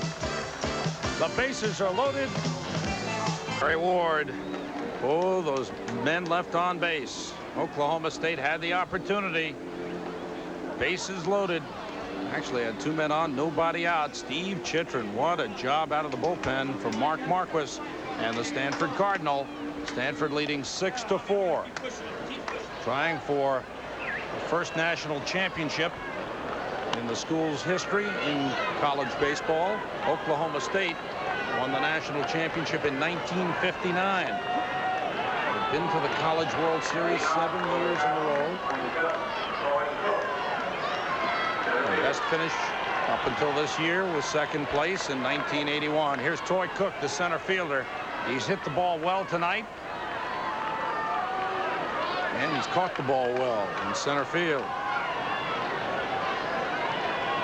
Marv Rockman, the right-hander, who came on in relief in the 6th inning of Pat Hope, and has done an outstanding job as well. As we said at the beginning of the show, it'll be Hope and Rockman. Breaking ball in the inside corner. And the way it looks like for Stanford to be McDowell and Chitrin.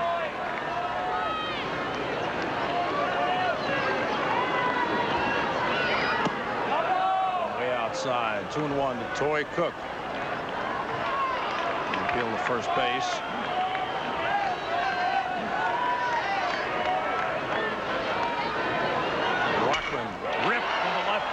Base hit. Ortiz takes it on a hop. He's really swung the bat well tonight. Cook came into the ball game and had only 2 base hits, and he rips 3 tonight. This is the first time he's pulled a ball in the series. He gets the barrel out real well and just lines it to left field. That was an excellent swing there. Excuse me, he was 3 for 22 coming in. He's 3 for 5 in the ball game. Here's Ed Sprague. And a guy like Rockman is actually easier to steal off, see, because he has to tuck. He takes a little longer to release the ball. That was the 13th hit for Stanford. Oklahoma State has 25 hits in this championship game, ties a championship game record. Set in 1985 by Miami, Texas. Curveball hit in the air left field. Here comes Ortiz, and he can't handle it. He blocked it, and everybody's safe. Ortiz was the man, you might recall, the game Friday night against Texas in the 10th inning on a line drive. It went by him. This time he was able to block the ball.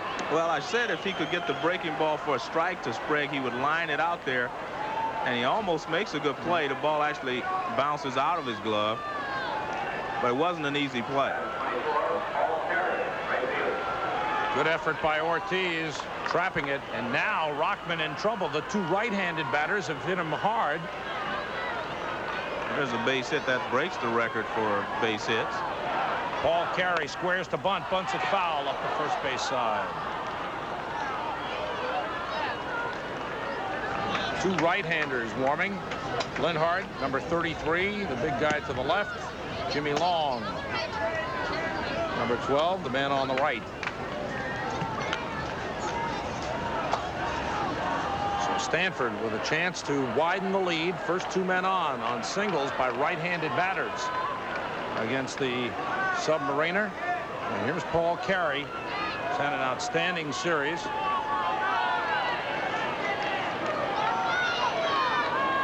Ready to swing. Takes it inside. 1-1. Gary Ward wanted that pitch.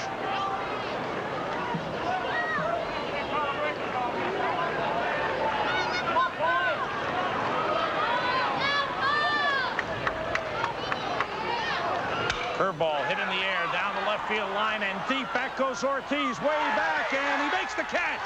No, he didn't. He dropped the ball. He dropped the ball. Cook is around third and coming to the plate. He scores. Ortiz got to it and didn't hang on.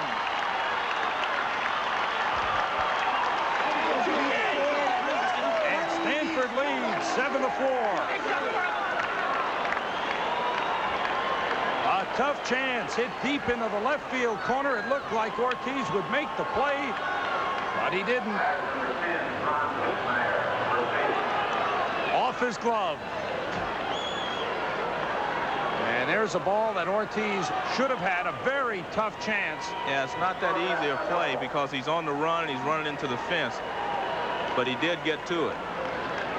And Stanford now leads 7-3.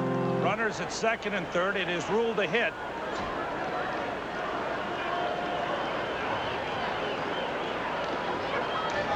Two right-handers warming up. And it looks like Oklahoma State will make a pitching change. Jimmy Long will get the call. There's big trouble brews for Oklahoma State. Nobody out. Runners at second and third. 1 run in for Stanford. The Cardinal leading 7-4 in the top of the 9th. Jimmy Long coming on in relief of Marv Rockman.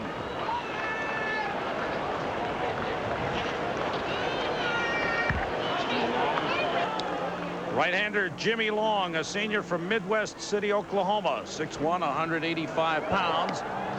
He's been a mainstay of the starting rotation this season for Gary Ward. This is his 23rd appearance of the season, only his 3rd in relief, a record of 11-3, but a 5.91 earned run average.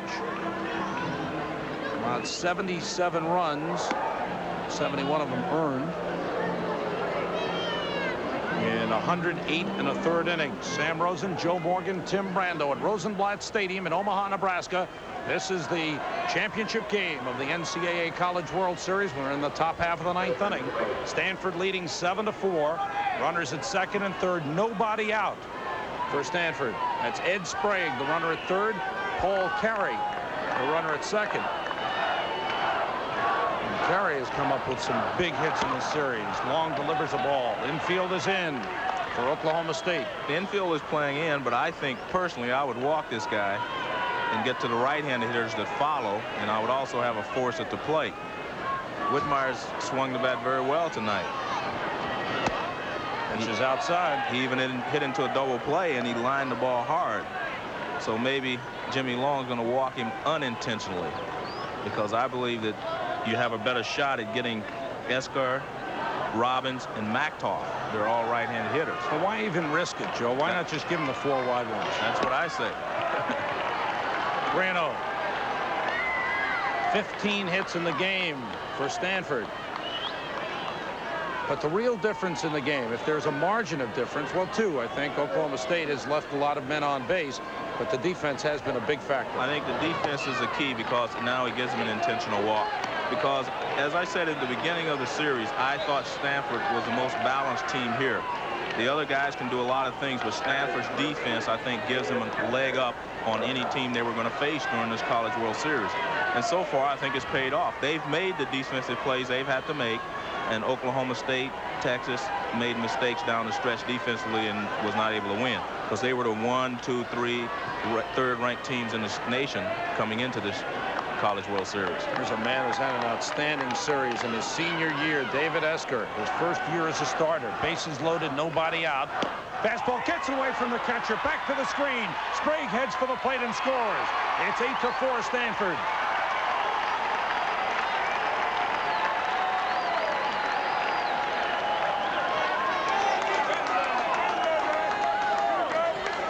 The Stanford bench alive as the Cardinal have picked up 2 here in the 9th inning. The lead 8-4. Still nobody out. And runners now at second and third.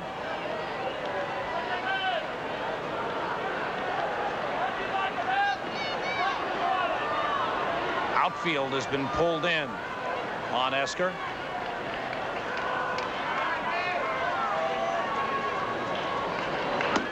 Curveball over. Count is 1-1. With no one out, I don't think Stanford will send the runners on a ground ball to the infield. See the Oklahoma State defense. They're all playing in tight. Way outside. Knocked. What a save made by the catcher, Adam Smith. As he knocked it down, that ball was almost halfway back to the screen. Well, every time he's tried to throw the breaking ball now, he's hung on to it a little too long. And he's throwing that 60-foot breaking ball. And that was an excellent play by Adam Smith to save another run. Held on to that pitch just a little bit too long. Fastball off the end of the bat. 2-2. The count on David Esker. Runners at second and third for Stanford with 2 runs in. The pitching coach, Tom Holliday, hoping he made the right choice by bringing in Jimmy Long.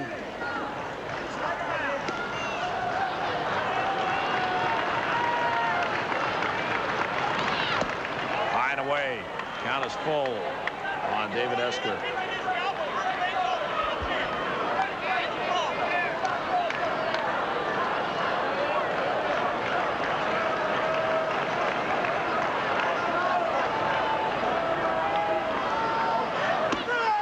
Inside corner, strike 3 called.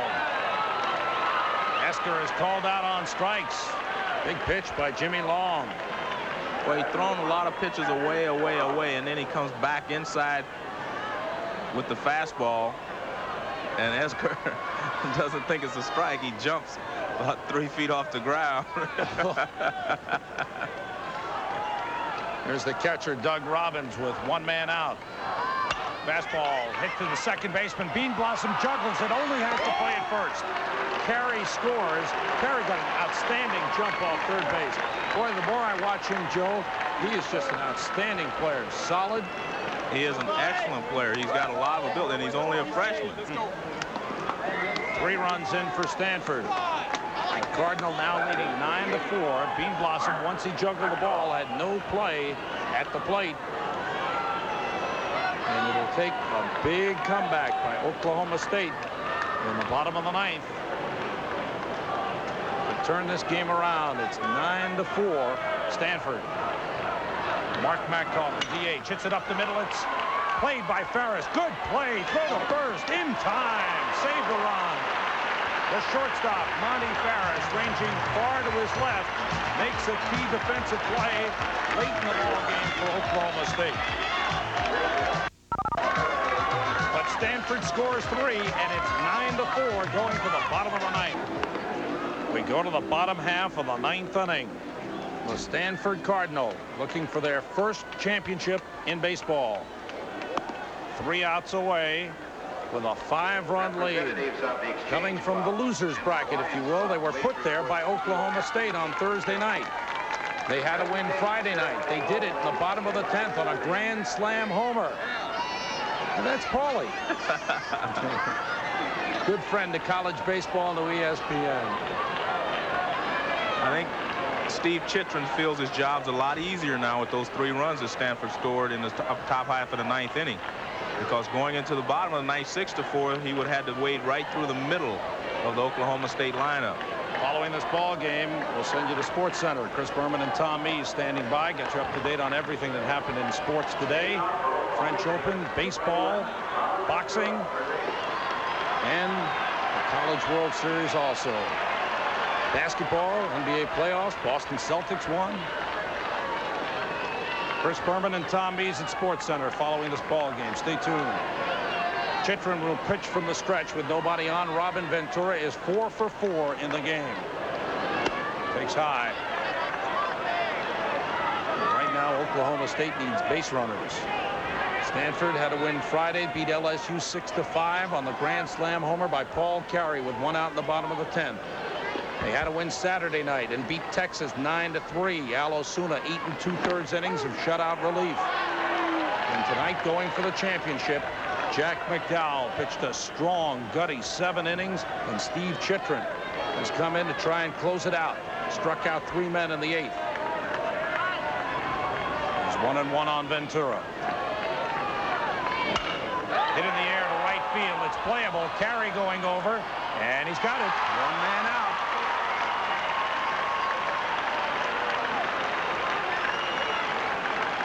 Freshman from Weymouth, Massachusetts, Paul Carey. The man in the jacket there is Jack McDowell. Jimmy Ifland.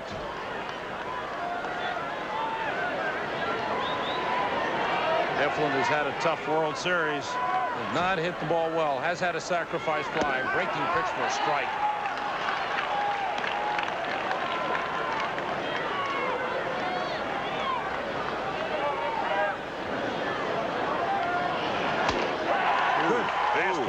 A real good fastball. What pop. Chitrin, sophomore from Las Vegas. You know, we've seen some excellent relief pitching in this College World Series. Fastball's high, 1-2. And he's just reaching back and throwing strikes. The senior, Jimmy Ifland. Breaking pitch, just missed. It's 2-2 now. With his quick motion, he really sets up the breaking ball well. He kind of jumps at you, and he throws the slow curve, and it's almost impossible to wait on it. Hit high in the air, deep to right field, way back there, and it is gone. A home run for Jimmy Ifland. Trying to wake up his Oklahoma State teammates. It's now a 9-5 ball game. And that's why it was so important for Stanford to score those runs in the top half of the inning, because the tying run would be coming to the plate in the person of Jimmy Barrigan. A 1-out solo homer for Jimmy Ifland. A hanging breaking ball on the inside corner. It hangs up there, right up there where he wants it, and he drives it out of the ballpark. 5th 15th homer of the year for Jimmy Eflin. Back to the live action. Jimmy Berrigan steps in with one man out and takes a strike.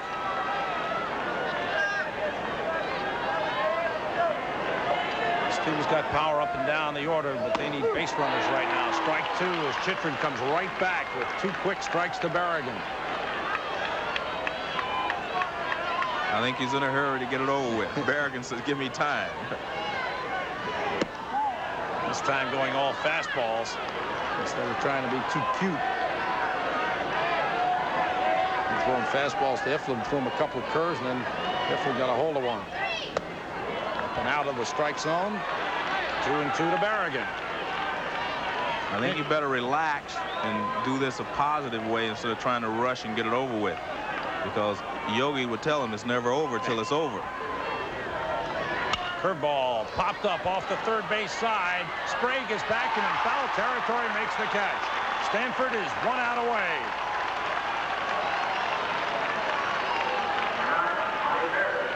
And Gary Ward sees his chance of winning a title slip away.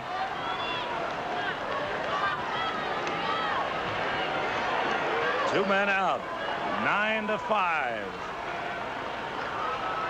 Close to being another fruitless trip to Omaha for Oklahoma State. And close to being a moment of glory for the Stanford Cardinal. In the dirt, a ball. Amani Farris, the shortstop. Two men out, nobody on. Stanford leading 9-5, looking for their first championship in baseball. Fastball up and inside. 2-0. They're ready. Actually, a loss tonight would put Oklahoma State in the plight of the Minnesota Vikings. Be the first team to lose 4 national championship games if they lose. Fastball strike. Minnesota Vikings, of course, lost a lot of Super Bowl games.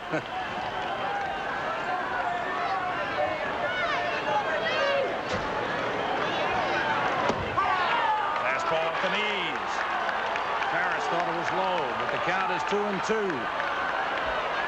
Steve Chitrin needs one more strike. And as they say in tennis, is this championship pitch? Okay, here it is.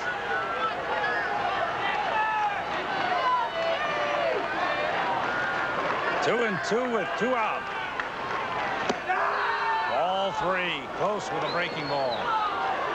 Harris, boy, he's gonna have ice in his veins to take that one. He takes a lot of pitches with 2 strikes, as we've mentioned, so he does strike out a lot, but at least he swings at good pitches most of the time. Ball 4. Still some breath left for Oklahoma State. And all the infielders yell in to Chitrin to tell him to take your time, don't try to rush it. And of course, they're not going to hold Monty Ferris on at first base because his run means absolutely nothing. Well, a potential tying run is still in the dugout for Oklahoma State. Fastball, a strike on the outside corner to the catcher, Adam Smith. Smith 0 for 3 in the ball game. Curveball tapped back to Chitrin. He's got it on the lead. The Stanford Cardinal is flying high. They're the champions of college baseball.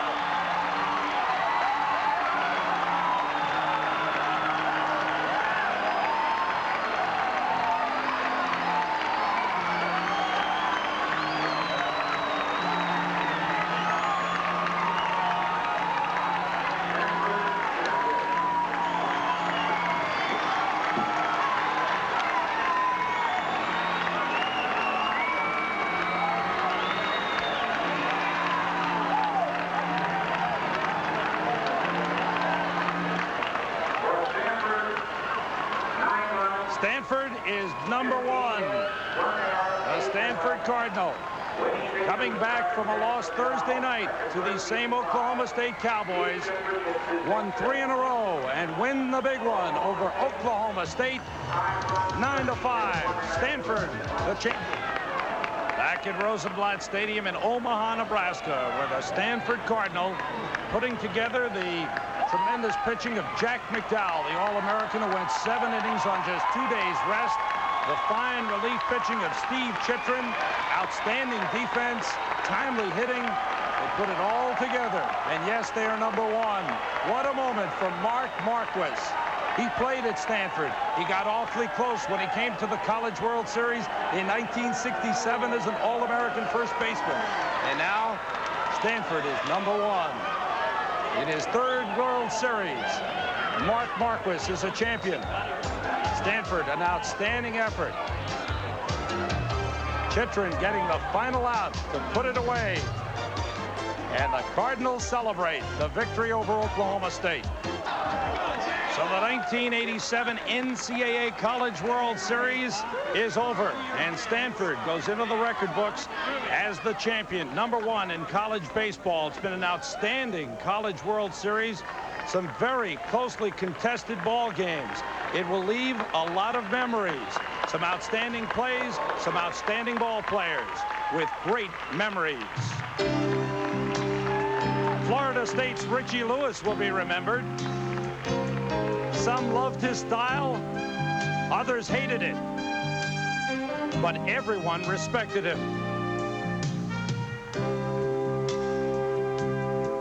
For LSU freshman pitcher Ben McDowell, the memory of giving up a Grand Slam homer will linger for a long time. Florida State's Ronald Lewis missed a fly ball early in the series, but came back with a memorable catch. There was the home run power of Lenny Bell of Texas. Stanford's Paul Carey was a Grand Slam hero. Oklahoma State had lots of hope, Pat Hope, and a record maker in Robin Ventura. Jack McDowell proved he was an All-American.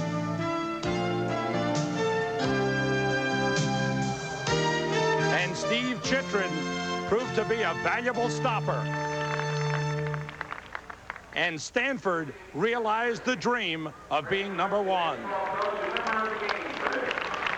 Tim Brando is on the field here at Rosenblatt Stadium with the heroes of the World Series, the heroes for Stanford. Let's go to Tim.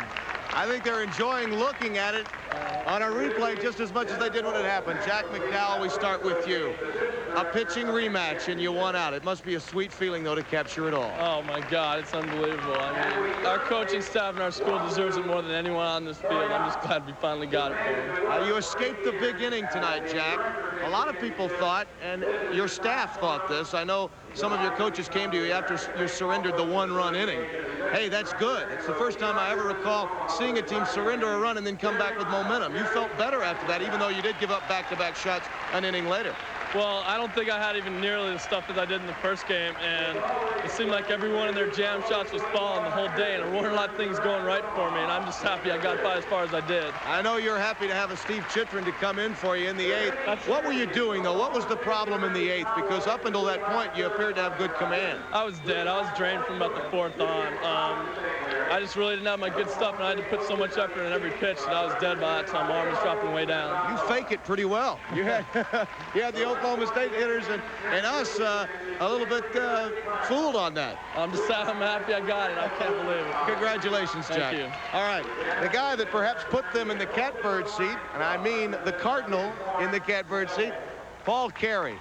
Did you guys feel destined after the Grand Slam homer against LSU? Yeah, we felt destined. This is just an unbelievable feeling.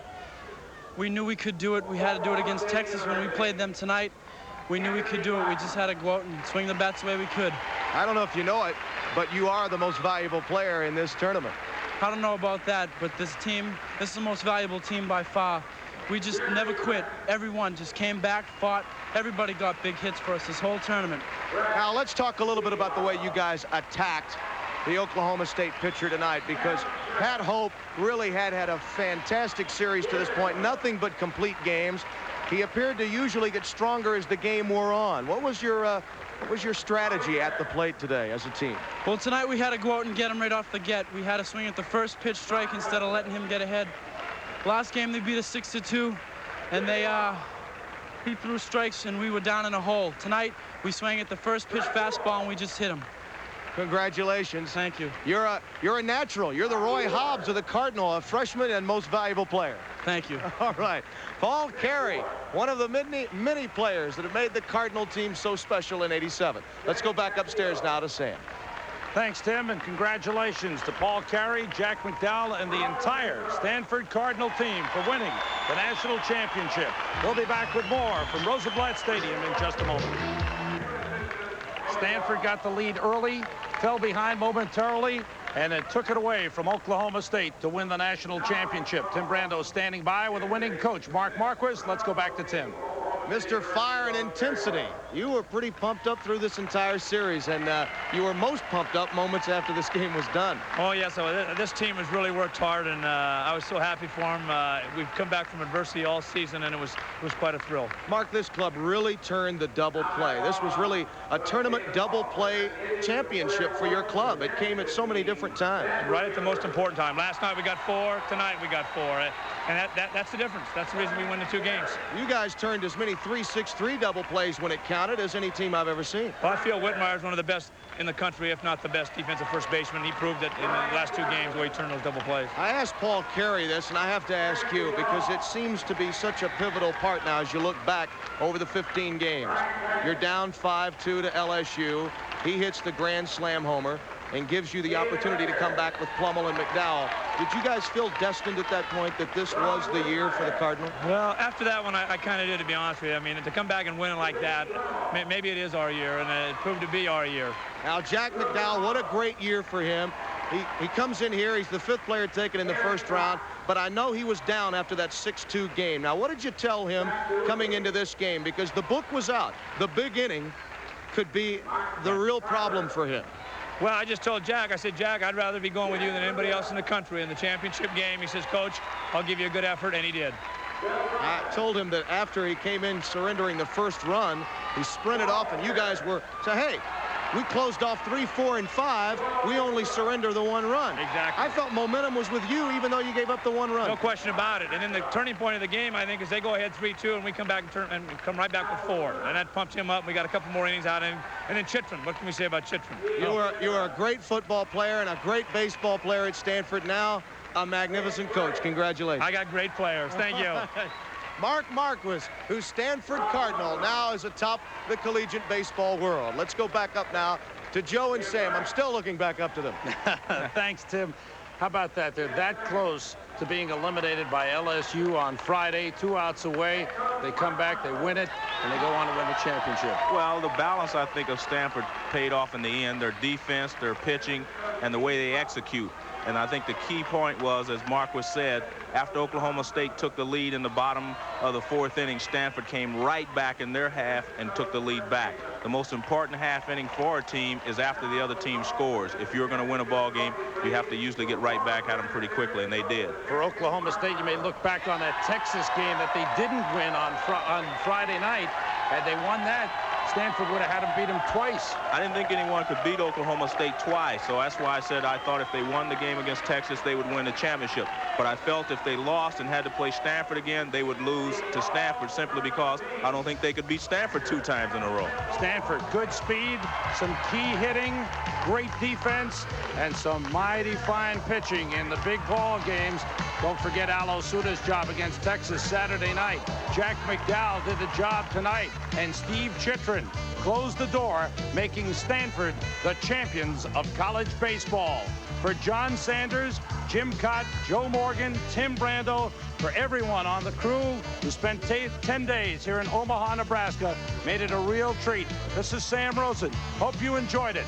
Stanford is the champion of college baseball in 1987. They beat Oklahoma State by the score of 9-5. Coming up next, it's Sports Center with Chris Berman and Tom Mees. From Rosenblatt Stadium in Omaha, Nebraska, where Stanford is #1, this is Sam Rosen. So long, everyone.